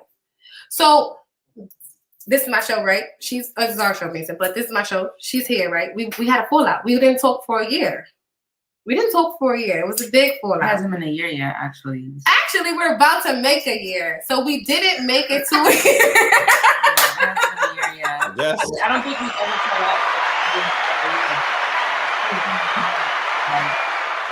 I'm applauding the reconciliation, not the fallout. Then in 13 years, this is only our second fallout in 13 years. Mm-hmm. It's bitches who not fucking with each other every fucking day. I don't know what kind of friendship y'all got, but so are we revisiting things? Absolutely. Are we trying to readjust to our lives and where they are now? Which I think we have to do both times in our reconciliations. Absolutely. Are there, because as I'm growing, she's growing. And we're growing separately, but so now we got to figure out, well, damn, we missed each other for 9 months. That was a 9-month break, and things can change in 9 months. What you find to be true now, 9 months later, it goes back to what I always say too. You don't know me, you knew me. So I knew you 9 months ago. I got to figure out where you at now. You knew me 9 months ago, but you got to figure out where I'm at now. And we got to figure out how can we make that work now, today. What does our relationship look like? What does our friendship look like? But there's nothing wrong with that. That's called growth and change. And that's essential to anybody's life. You need to grow and change. If not, what are you doing with yourself? You know what I'm saying? What are you really doing with yourself? So for all the people that are wondering, 13 years in, we trying to figure it the fuck out. And we here on Hush Your Fucking Mouth. But that's what I'm saying. Like a lot of people cannot keep friends. A lot of people cannot keep friendships for that amount of time. So, like, as soon as shit go bad, as soon as shit go wrong, they're like, oh shit, fight. Yeah. And when it's not a fight, they like, oh nah, fuck out of here with that fake shit. She ain't fuck my nigga. She ain't fucking lie to me about some shit. She ain't fucking kill my kids. Oh my God, God forbid. Oh my. You know what I'm saying? Like, she didn't kill me. We didn't See, have fucking nigga, I could go with that, but killing the kids, we can't say that. That's where I draw the line. I draw the line right there. You know I'm an extreme. Not the kids. Listen, like, you know, like we didn't have that interaction in a way that it was like, so it was nobody causing each other no harm. You know, we might have said some things that we might have not meant, or maybe we might have meant that shit. And that's okay, because we meant that shit in that moment. But you know what? Now we could go and talk about it. Bitch, I didn't like what the fuck you said when you said it on day number this. Mm-hmm. But you need that, but sometimes you need that space to back up and kind of self-reflect. Because in the moment when you're upset and you talk about it, it's like, oh, nah, now we're going to fight. But I feel like it's time to really, like, there are times to really step back from a situation and reevaluate it. Like, okay, boom, like, this is what happened. This is how she's moving. This is how I'm going to move. I don't want to move this way. You understand? So, like, we needed the time. But don't get me wrong. I already told y'all how I move. I was like, oh, no, she's cut off. It's a wrap. I was like, I know it's a wrap. I was the one who initiated the cut off. I was like, oh, bitch, you're dead. I sent her 15 paragraphs, y'all. Yeah, she sent me 15 paragraphs about but why I didn't even know that she considered it to be dead at that moment. At that moment, I considered it to be dead. It was like a mutual, it was like an unspoken mutual thing that it was dead. You understand? Like, but then she hit me up like, hey, we should talk. Like, and I wasn't receptive to it. I was like, fuck out of here, bitch. Like, you know what I mean? But it was before, but you said before that we should talk. It was before that we should talk, before with the whole drill thing. That was the thing. He was like, before I just wanted my drill in my coat bag. It got crazy. I didn't want to talk. It got crazy. It got crazy. I didn't want to talk. I just wanted my drill in my coat bag. I'm not even gonna lie. No, but I'm very prideful, and I didn't. So Kori threatened to beat my ass, okay? So what happened? Hush your mouth. Wow. Hush your mouth. Wow. I gotta remember that. But we're both very, like, prideful. Yeah. And we both have very big egos. Right. Like, I think we both give off big dick energy. Okay. Right. We do. But we're both. Yeah. So we both give off big dick energy, and that's just why what his face look like that. He's just trying to. Y'all both give off big dick energy. Pause. Like, wow. What are we? But so yeah, we do, Mason. Yeah, we do. Like, We have a lot of similar. I think ways. sometimes I give more big dick energy than you, and that's no shade to you. I got my little shading hat. On, I'm just a little bit. We're not going to talk about my dick on this podcast at any point in time. Like my dick is not going to be the topic of anybody's conversation. So not the topic of the yeah, I'm just saying that I'm very like I have masculine energy. That's what I'm saying. Right. I'm not saying that you're less masculine than me. I'm not meaning that in a shameful or yeah. none of that type of shit. You know, I respect you, but at the same, if I didn't, then I would be like, no, nigga. But I respect you. So if I'm saying that I'm a very masculine woman, so I carry myself in a man's form at some points of time. Like She's an alpha female. She's an alpha female. I'm an alpha female, so that's female. hard because we want to have a conversation about this, but feminism versus masculinity, that's like, that's a big time conversation. And that shit goes deep for us. But anyway, like I said, it's difficult. Why is it difficult to dismiss friendships that have grown apart? I don't think it's difficult to dismiss friendships that have grown apart. I think that if you value any relationship, you'll want to figure out how to fix it. You'll want to put the work in. Everything, when it comes to love, when it comes to family, when it comes to relationships, when it comes to anything, it is about you wanting to do the work. Anything that you want to do the work in, whether it's your business, whether it's yourself, whether it's your kids, whether it's your career, whether it's your school, whatever, you just have to do the work. And like we found out in the trauma of love, you just have to do the work. Period. Mason, what you think? Well, that was I should have definitely gone first.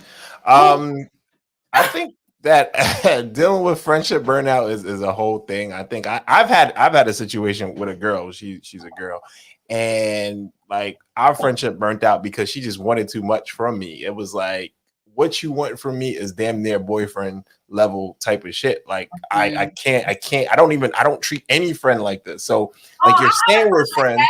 Oh, that's why he's burnt out. Go ahead, tell me why my friend is burnt out. Oh, I ain't talking about you. No, a similar scenario to personally. Oh, okay. Yeah, right. Like I wanted a lot from one of my friends. Like, take me on trips, bro. Yeah, see, that's all like boyfriend shit. It's like I don't get that level of friendship. If I don't do it with my friends, my other friends, I don't see how I should be able to do it to you. And there's levels of compromise, but then there's levels of like, yo, like this is just way too much. And like she's a great person. Like she'll fight for me, she'll do all this stuff for me. Like I think that she truly like cares for me as a person, but like it takes a lot out of me, like a lot of energy, a lot of my like just overall being to maintain that friendship. And I feel like sometimes it takes away from everything else because I'm pouring so much into that friendship and trying to meet what like she feels like is a friend. So like sometimes you got to cut those situations off. I'm burnt out from interacting with this person for years and just like giving them all like straight up boyfriend energy. So I'm good with that. So dealing with friendship burnout, sometimes you just have to separate yourself and heal and just like re-energize yourself. Right. It's difficult to dismiss friendships that have grown apart. It's difficult because in that scenario, like I care for her. Like if she called me and she needed me, which she's called me and needed me for things, and I'll drop what I'm doing and I'll go, take care of whatever I got to take care of for her. But at the same point in time, it's like, yo, like this is a lot of energy going into this. So it's difficult because I care about her, but it's easy and it's staying apart because it's just too much. It takes too much. The toll it takes is not worth that day in, day out. And I'm pretty sure we'll be friends again. I'm pretty sure we'll connect again. And if she's the same person, I'm pretty sure it'll take some time and then we'll grow apart again and it'll be one of those scenarios. Yeah, that's how it is. So that's funny because I didn't look at it that way that you said it. And when you said, oh, I have a friend that was like damn near girlfriend. So like I had a friend that was like, I guess I was damn near his girlfriend. I was requesting things of him. That's not what I wanted. I don't know what you wanted, but that's definitely not what I wanted. You gotta set boundaries. You gotta set boundaries. In any relationship, it's important to set boundaries. You're absolutely right. But what I'm saying is, I I feel like he opened the doors to that. Like you wanted to, he likes going out with me and what I look like when I go out with him. So he wants that type of vibe. He likes the energy. I bring the bartenders, I bring the bitches, I bring the fun. So we have fun. That too. I'm my friend. So like, yeah, nigga, like I'm in New York. I want you to take me out. I want to have fun. Oh, I want to go to this place. We turn up wherever we at. It don't matter. So like, you my friend. I think our burnout in that friendship was like, he started choosing like his bitches over me. Like I didn't like the fact that no, like you friendship jealousy. We gotta talk about that. That's some friendship jealousy. Because it's like you get a girlfriend and I'm your friend, I'm your dog. Like we don't even have to have no sexual connection and none of that. I'm really your dog. I'm like you know what I mean? I'm the girl. Yeah, but that's his girl setting her boundaries because remember you said you were requesting things from him that may have been too much. You said no, I'm saying I'm trying to analyze it in that way that Mason just said it because I never looked at it that way. It can't be too much. Oh my God, y'all need waters? Oh no, I gotta drink water while I drink. I cannot. They need waters, Mason. They can't hang with me. But it's all right. Oh yeah, we go for a while. So for me, I wasn't necessarily requesting these things. It's more so like you're offering these things. This has been this has been how our friendship has went so forth. Our friendship has been, we go out to the bars together. We go out and it looks we go out to eat together. You know what I'm saying? You're taking me to the expensive restaurants, but you're my homeboy. You paying for whole trips for me to go to, but you my homeboy. That shit looks weird to you, bitch. I know it looks weird, but you got a bitch now. So I know that I don't need to be like, you know, we don't need to be having that interaction, but at the same time, it's okay for us to still be friends. Why is she intimidated by our friendship if that's the way that we conducted our friendship? So I think that's what. Would you expect that to continue? Like, what's your expectations from that? My expectations from that is for you to still be my friend, even when you with your in the same way, or does it change? You can be my friend, and I know my boundaries. I'm a lady, so I understand how to. I'm a lady. I'm a lady. You know, I know how to conduct myself when I'm with my male friends, just like he knows how to conduct himself when he's with his lady. Like, you know what I'm saying? When I'm in my relationship, I know that my person will not appreciate that you taking me out to these crazy dinners. There's no, that's crazy. Or you spending money to talk about, we going on a trip. I can't tell my fucking fiance that, yeah, so, you know, this nigga that I've been going on trips with, that's my homeboy, he's taking me on a trip. No, nigga, we all go on a trip. Me, you, your lady, and my person will go on a trip. We gang. Now we gang. It's okay. But when you don't tell that person about me or you cut me off because that person feels intimidated, now I feel like that was a fake friendship. Okay, but now, boom. Now I'm playing devil's advocate, right? I've seen this situation, right? Now, this is common? Oh, I thought I was special. Go ahead. What if Shorty went through his phone and seen old conversations of y'all talking a type of way that, you know, didn't seem like the friendship type of way? Because I've seen this. Okay. You understand? Like, okay. So what if she's seeing conversations of y'all? Maybe he was flirting with you. Maybe you were flirting with him. Maybe y'all was just talking the talk, and she's like, "Oh no, the bitch gotta go." Because I would be able to take some time too. That's how I am. Like, oh no, if she's a friend, she can stay. But if you flirt with the bitch, fuck bitch, get the bitch, she gotta fucking go. You understand? So what if what if it wasn't even him? What if it was her? And he's like, damn, like I love my girl and I want my girl. And Kori don't want me. She don't want to be with me. She just want my friend. She just want my friendship, but she wants to use me at the same time. Because if I'm not useful to her, I'm useless. Like, oh shit. What, you see how I've made everything correlate? So now, seriously, what if that's where she was coming from and she was just like, oh no, you gotta cut her off. And he's like, I don't want to cut her off, but no, you don't cut me off because that bitch is new and every. This is the whole thing. That bitch is no, nigga. I've been riding with you through all your bitches. Through all your bitches, I've been your dog, my nigga. Like when you fucking crying because that bitch done used you to the epitome of. Oh, this is so funny because that girl had the same stories. Go ahead. Yeah, when she's done using you now. It's better for me to use you because you know where I'm coming from. But that's not the point. Okay, so you saying that they weren't in love? She wasn't. What I'm saying is that if you in the first year of your relationship with this woman, if she's not your wife, She's not your fiance, but I've been your friend and I've been down with you for 10, 11, 12 years. And we've been rocking and rolling. And you play a part in my life, regardless of where it derived from, because it may have came from, you might have been interested in me in the beginning. And you might always be interested in me. But if we've never been together in 10 to 12 years, then nigga, we ain't getting together. What the fuck? I would have been. I just want to be clear. This is now Kori's story. This is no longer my story. No, listen. Just for future reference, anyone listening, not I my want to story. just say, basically, you now are like, yeah, no, bitch, why do you think you have a fucking opinion? That nigga made you feel like you had an opinion. He made you feel like your opinion because was he wanted his valid. relationship. No, you can have your relationship, but tell her that my friendship is non-negotiable. Because when I come to my relationships, my friendships are non-negotiable. That's Like tough. it's not like we Get not down or lay down. Go ahead. Get down, but lay you know what though? Really, some women out there that's like, yo, like you don't need no female friend, because they know that Oh a lot no. of 9 times out of 10 that male-female dynamic is sexual. You know I'm what? not saying all the time, but 9 times out of 10, and that's the maybe 8 bitch times out of that's 10. not secure in her position or in her pussy or in her life. Yeah. That's the bitch that's not secure. Yeah. You need to get that. 154. And in that first year, and especially in that first year, Nah. what if she was friends with him before and she seen how he moved? So in that first year, she definitely don't trust him. Nigga, you gotta cut all these bitches off. I'm not gonna lie. He shouldn't be with that girl. Whoever says cut all of them. Because I'm the person that he would post like, oh, this is my baby, but my child was their godchild, right? So not like Okay. so like right, but it's different. Like it's like, oh, you posting this bitch twerking, you posting this bitch. Why would you think he was posting his girl twerking? Like if he really like that was his bitch for real? I don't know, different relationships, different strokes for different folks. Yeah. I'm a person like, hey, if that's your man and he's posting you, that's your man. He's proud of you. Like twerk, bitch, twerk that ass away. Yeah. But and he's proud of you. But I for a bitch to be feeling intimidated, you feel intimidated by me.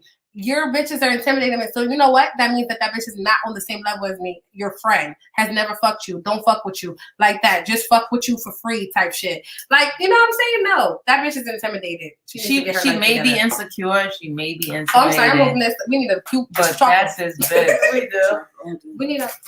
She may be insecure, she may be intimidated, but that's his bet.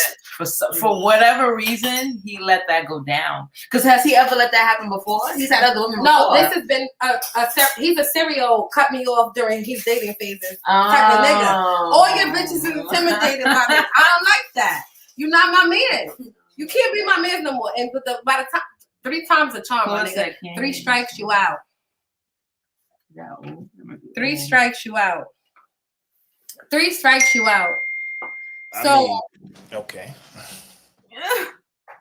So now, question number 9. Friendships that take breaks, are they toxic, or respecting each other's boundaries? I think that they are not toxic. Like I think that anything that's worth having, you might need to take a break from. Mm-hmm. Even work. Your job, you might love your job. You might love your job. You might love what you do. Like I'm a counselor. I'm a counselor, right? I work with children, right? Okay. Uh-huh. I need to take a fucking break because I cannot deal with you every fucking day of my life and listen to your problems. And there's nobody listening to mine besides my therapist, who also has a therapist, to hear her problems. We got too much fucking going on. No, I need a break. I need to take time to decompress. That's the same thing with friendships. People don't know when they call you every day, like, oh my God, girl, let me tell you what happened with this nigga. Let me tell you what happened at my motherfucking job. Now we got days and days and months of you just piling up on me, dumping on me. I call it dumping, of course. But like you're dumping on me and there's nobody for me to dump on. And I think that that's important. So I might need a break from you. I am a big person that will not answer my phone, will put my phone on do not disturb, turn my shit off on you. You will think you are blocked. I might block you for real. But it's okay. I'm going to come back and tell you, listen, I blocked you because X, Y, and Z. I was having my own moment. I needed my time to myself. And you should be respectful of that because you value me as your friend. And I value you. That's, you know why? Because if I don't take those breaks, I'm going to become toxic. So now I'm going to tell you, bitch, you keep doing the same dumb shit that I've been hearing about for 365 days, and I'm tired of fucking hearing about it. So now, at this point, I think it's the smokes because you just don't. You're not getting it. Now you're not gonna like the way I do Said, it. bitch, you're dumb. Like you're dumb. I don't understand why we keep revisiting the same shit. Same topics. You know what I mean? I feel Like you. we talked about this. Why you keep being on my line with this same dumb shit? No, you don't respect my time. You don't respect my energy. You keep coming to me for the same advice. Why? It's the same thing. Over and over again. I'm not a fucking record player, bitch. Next time, record me. When you call me, play the recording. And now we're there. What do you think? Friendships that take breaks. Are they toxic or respecting each other? Yeah, I said this already from the beginning. I feel like people need breaks. Like me, I really value my solidarity. Like, and I, it's something that I never used to value before. Like I always wanted to be around people. I always wanted people in my space. Like I felt like, I just enjoy people's company. And then as we both have that thing. Yeah, like we right? did. We did. I always had somebody in my house, right? And then I learned, like, I'm just going back and forth. Go ahead. I'm like, I enjoy being by myself. And sometimes when you're by yourself, that's when you get your best ideas. That's when you get to sit and analyze shit, like, and you get the most peace when you're by yourself too, because some people are like just naturally draining. They don't even realize how draining they are. Some people just always have some type of drama. Uh-huh. That's my alarm. Some people just always have some type of drama involved with them. You know what I mean? Whether it be man drama or just drama, like, hey, she said, hey, and that bitch drama, or my family drama. And so I think I'm an empath too, because I genuinely, like, once you come to me for advice, I start to feel bad. Like, damn, what can I do to help her? And I'm just like stuck on that. Like, what can I do to help? And that fucks with your energy. So yes, I am a serial do not disturb type of person. Like I put my phone on do not disturb. But it's so funny because I do it so much because my friends and my family know. I do it so much that my friends and my family know. Call twice and it's gonna go through. No, only call me twice or 3 times. That Emergency. It goes through now. They do that. If you're not getting through, like if you're not getting through and it's not an emergency, that means I don't want to speak to you. Nah, my people do don't that. use the not. No, one of my very very very close families used the 911 call the other day, and it wasn't a 911 call. And I was very upset because now next time you call for me for 911, I'm not going to believe you. And it might be 911. Like, don't be the boy who cries wolf. Right. I don't like that. Yeah. No, I'm taking time out for myself. I might be doing something. I might not be able to answer you. A lot of the time, only because it's sitting up. But a lot of the time, it's like I just need to be able to take that time for myself because I can't be the best person that I need to be. One, for my kids, for myself, if I'm giving my all to you and you're my friendship. People are draining. Every time you're calling on my phone, it's the drama. It's something. I don't want the drama on my line. I'm a person that believes that when you think positive, you get positive. If you act positive, you breathe positive. Like everything needs to be positive around you. Okay. So if you don't got that in your life and you've been my friend for a long time, then 9 times out of 10, you're probably about to be cut the fuck off. Because I'm in a space where it's like right in my list and checking it fucking twice. Yeah, absolutely. So yes, you definitely do need breaks. You need breaks from people's shit. And I take breaks so that I don't write you off and have a funeral for you. I take a break so that I be like, so I can reassess the situation that like, okay, I value this person, I love this person, I understand this person in a way that maybe others may not. I'm that person that's there for them. I understand my place with that person. So we need a break right now. Yeah, I feel like my spiritual people is gonna understand that too, because energy is really a thing. Like you take on other people's energy when you sleep with people, when you talk to people, when you communicate with people, when you hug people.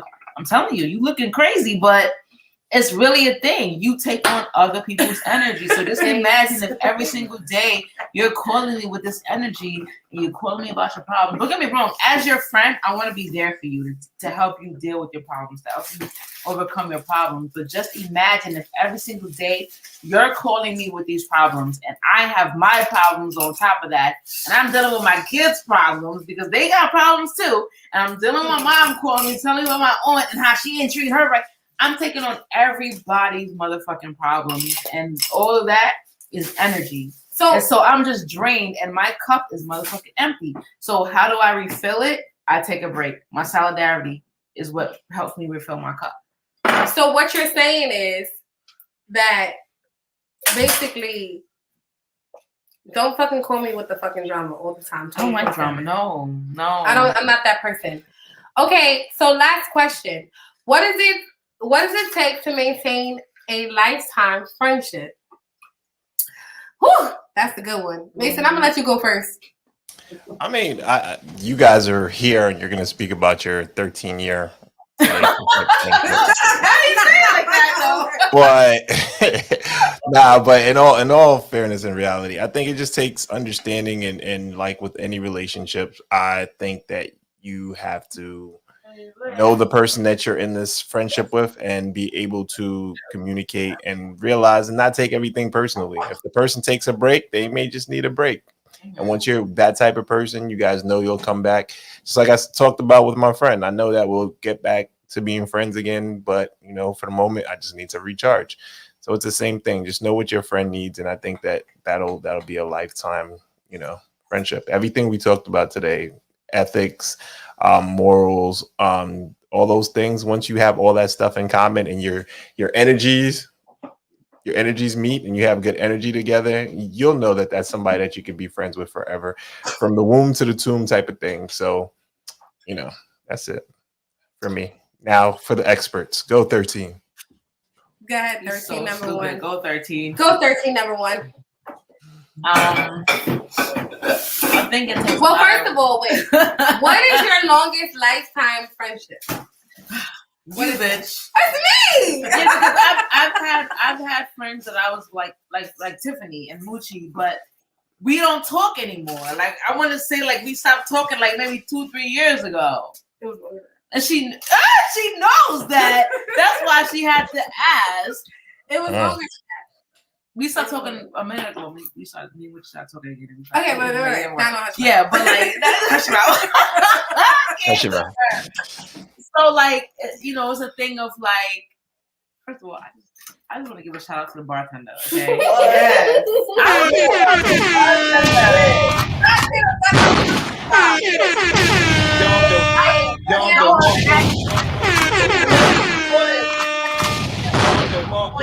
Everybody. Not to the bartender. Stop pedal. Stop it. Yeah. So yeah. This is Kori. Because I don't put up with a lot of people's bullshit. And a lot of people don't want to put up my bullshit. I was about to say, please mention your bullshit. No, because I got bullshit and I've made it clear. You understand? I know my bullshit. I'm working on my bullshit actively. But I feel like, so what does it take to maintain a lifetime friendship? I want to say a lot of understanding, a lot of patience, a little less judgment. Because I've been judgy, you know, and not saying like more so like, oh, bitch, you're not this way, but you should be this way. So let's work on you being this way. When in reality, it's like, no, you may not be this way because you're an individual. And I have to respect who you are as an individual. And I love you unconditionally. And like we said, that's some shit that I'm working on. Learning unconditional love in my friendships and my marriage. My husband probably gonna watch this full of shit. I'm leaving you. You understand? I can't even hit a sound effect for that. I'm real with my shit though. For real though. For real. Like unconditional love is something that you need to learn to practice in every relationship. Friendships, business relationships, like you understand? Learning to accept people. That's it. Like not molding people into who you want them to be, because that's what my parents did to me. So I'm learning how to not do that to other people. I agree with her. Absolutely. This is actually not my longest lifetime friendship. It's not. Sorry to tell you. This is not. But I've had a friend that I've been friends with since I was 9 years old. Oh, yeah. All right. But I didn't count that. How you don't count that? Like Kina, like no, but I consider those to be like. Is that your family too? Yeah, it's hard. But we do consider each other to be family. Like our kids are like, they're like, oh my God, that's my sister. On one day, it depends on the day of the week, but it's okay. But it's like, so no, this is that my longest friendship has been since I was like 9 years old, but I don't speak to that person every day. Right. You might know a little bit more.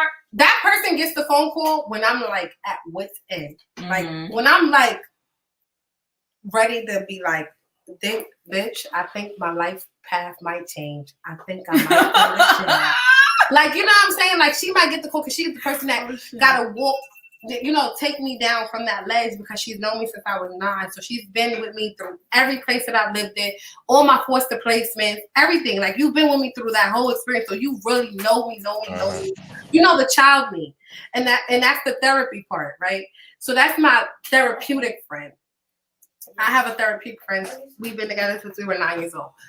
Now, secondary to that, I think, yeah, you're like secondary to that. So with that being said, I want to go back to saying my god sister Akina. We've been friends for 3 months old. That's different. But I don't talk to. That's a god sister. Right. I'm talking about somebody that I met in the playground. Like I didn't grow up with you through our parents meeting each other, knowing each other, and being with each other. No, this was more so one of those things where it's like, oh, like we've been friends since the playground. Not family, not friendly, not. I mean, she's my friendly because obviously we feel close in that way, but it's different. It's different for me. Can we come up with a different name than secondary friend, bitch? Because I don't like that. Okay, I'm sorry. See, this is the ego. I just want to secondary. No, but I get it. I'm just saying, as far as like friendships, like genuine friendships. Like I walked into the park that day. I was the new kid on the block. I didn't know nobody. And this bitch took me by my hand, and that bitch been my fucking friend, my dog ever since. And I can always call her no matter where I'm at in life. And that's who she is to me. Like, I can call her. It doesn't matter if I did not speak to her in almost 365 days. Guess what? When I fucking call her and be like, bitch, let me tell you, I'm ready to go out the window. Like, I'm ready. And she's like, no, you cannot. You know what I'm saying? Like, you cannot. That's my dog. So, I mean, I have a lot of friends. I can't categorize them because they all came to me at different times in my life. I was different people when I met these people. And I was even a different person when I met Sherelle. I was. And I'm growing into a different person now as we speak. So it takes meeting the person where they are to maintain a lifetime friendship. You have to determine, let me see where this person's at. Let me see if I can accommodate that. Let me see if I can adjust or have them adjust or figure out where we are and just grow from there. Everything is about growth. If you sit there and you want to grow from there, then everything will be great. Mason, you already answered. We have our 13 years. 13 years in is a long time. 2 fucking breaks is great. It's great. Okay, so okay, wait. I think the baby was typing on Nalia's phone, but we gotta go back, Mason. You're talking about the rapper. Okay. The babe. Okay. So Alasia David at 934 is definitely energy and aura. Absolutely. Alasia. And that's, my friend, is the reason, not a season or a lifetime. I don't know what we said, but I'm gonna agree. My friend, I'm gonna agree. Nalia, yeah, because they either wanted something from you and got what they wanted, then bounced, or they needed to use you for something and they couldn't do/get on their own. Yes, Nalia. I don't know. A year can definitely make or break a friendship, but in that year, you will realize the person's insecurities, their morals and values, the type of company they may want to keep, or the type of time Absolutely. In a year, you can determine if that person is really your true friend or not. Mm-hmm. Where they should be. Should they be level 1, level 2, or level 3? Now you gotta you might have to replace some motherfucking people. I don't know. In that 1 year, because that a year can make a difference in your life. I learned that at 14 years old when my foster parent was telling me every year is gonna change your life. Every year I was a different person. Every fucking year. From 14 to 15 to 16 to fucking 31, I'm not the same bitch. I promise you. Like 29, Kenny, when you met me, when I was 28, I was a fucking mess, right? What? Not the same bitch.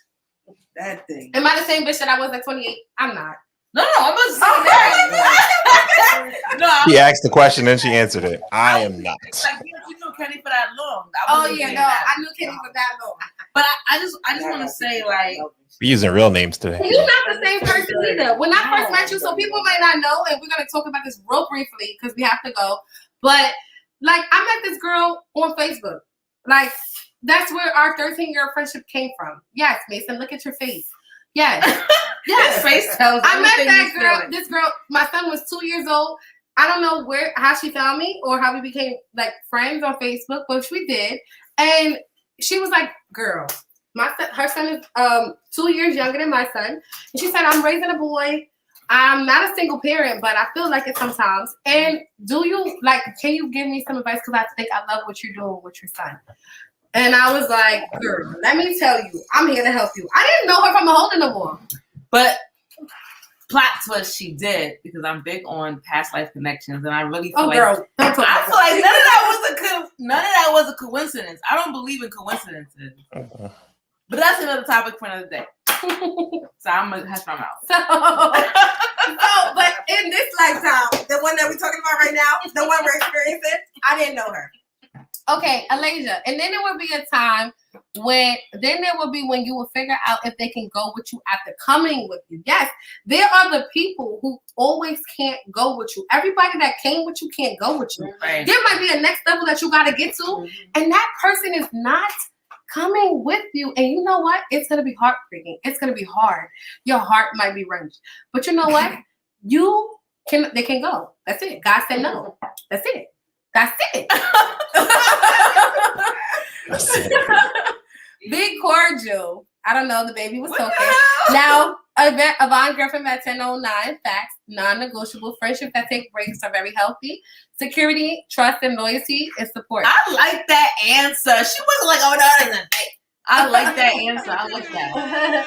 10:24. Now, Leah, I be having to take breaks when I give somebody advice and they ignore it and keep crying about the same thing. Oh yeah, that's lifetime friendships break. That's Managing and respect and good energy. Yes, I do not want to hear you crying on my phone about the same thing. Listen, bitch, if I told you to leave that nigga because he wasn't shit, bitch, he wasn't shit. I have more experience in this field.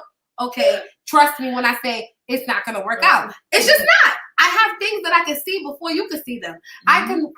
Listen, I'm a serial dater. I've been that in the past. Listen, I'm helping you. But not only that, you're intuitive too. I'm intuitive. So yes, you know that. You can read yes. people. So now, Leah, somebody that don't bring drama to your life, uplifts you in situation, doesn't allow you to get out of character, has your back, and being honest with each other. Absolutely. Lifetime friendships. That's our friendships. So, guys, we had a long episode today. When we get into these heavy topics, y'all already know, Hush Your Mouth for Thursdays be at least 2 hours at this point. Because it be deep as fuck. Pause. Mm-hmm. But in the meantime, between time, you can catch us again on Tuesday for a little bit of a shorter episode for our little ratchet topics. You know what I'm saying? On Tuesdays at 8:15, approximately 8:15. We know we were saying go on at 8, blah, blah, blah, blah, blah. We will try to be ready at 8. But we go live at 8:15, Tuesdays and Thursdays, here on Hush Your Mouth ENT. We're also on Team Mason TV. We're also Hush Your Mouth ENT on Spotify. Okay. I believe that we have a SoundCloud, and I think we have an Apple. I don't know. We damn near all DSPs. We're on all the places. The streaming platforms, we're there. Hush Your Mouth ENT. Come join us. Like, subscribe, comment, share. Put your notification bells on because it tells you when we are actually live. Okay. And where we're going live that day. And we'll be live every day. Every Tuesday. Every supposed to. Thursday. But you can find me at lemon_squeeze3 on Instagram. You can find Crystals and Herbs. What is that? LLC. Oh, that's my business. Crystals and Herbs. What do you do? So I sell. Everything is handcrafted. So I make soaps. Everything is handcrafted. I make soaps. I make oils. I make roll-on body oils and fragrances. I make body butters, I make lip balms, like candles. Everything is handcrafted. And so my slogan is healing your mind, body, and soul, because that's exactly what. Yes, and no, you can do what you're saying. It's an and though. Oh, okay. With the and. Okay, but just. Yeah. So so that's what I do is crystals and like the letter and like Nancy herbs with an S.com, crystalsandherbs.com. Yes. So everything, like I said, everything is handcrafted, and like, you know, it's something that I really was aiming to like help people, like I was aiming to like heal, you understand? So like the soaps come in handy, the candles come in handy, like everything just serves a purpose. So that's what I do. Okay. Lovely. What is one thing from your brand that you would recommend as far as your candle? What's your favorite candle? I'm gonna say the intention candle. So I'm coming out with some real witchy shit, but I have an intention candle. It's a money and abundance candle, so it contains patchouli. Patchouli has a whole bunch of like abundance properties to it, and it contains citrine crystals in it. And so as the candle's burning, you have all these things floating. You set your intentions. It just really good energy. But we're also coming out with like a negativity killer type candle. So it's like a return to sender. So if anyone is wishing you bad, they're gonna get that back to them. You understand? It's gonna clear away any negative energy that you have going on around you. So I honestly want to say the candles are the best things, because I burnt the money and abundance candles, and I swear, no lie, I started getting more orders. It was so crazy. Like I just put it together. And then I was like, you know, let me burn one. Let me see how it goes. And literally, I started getting so much more orders. Yeah, because it's certain herbs and crystals. Yeah, we got to burn one. Give it a bomb. Yeah, burn one for Hush Your Mouth ENT. But this is our roots. Our ancestors did this. You understand? This is how they got their way. She's saying, give her the bomb. Give her the bomb. Oh.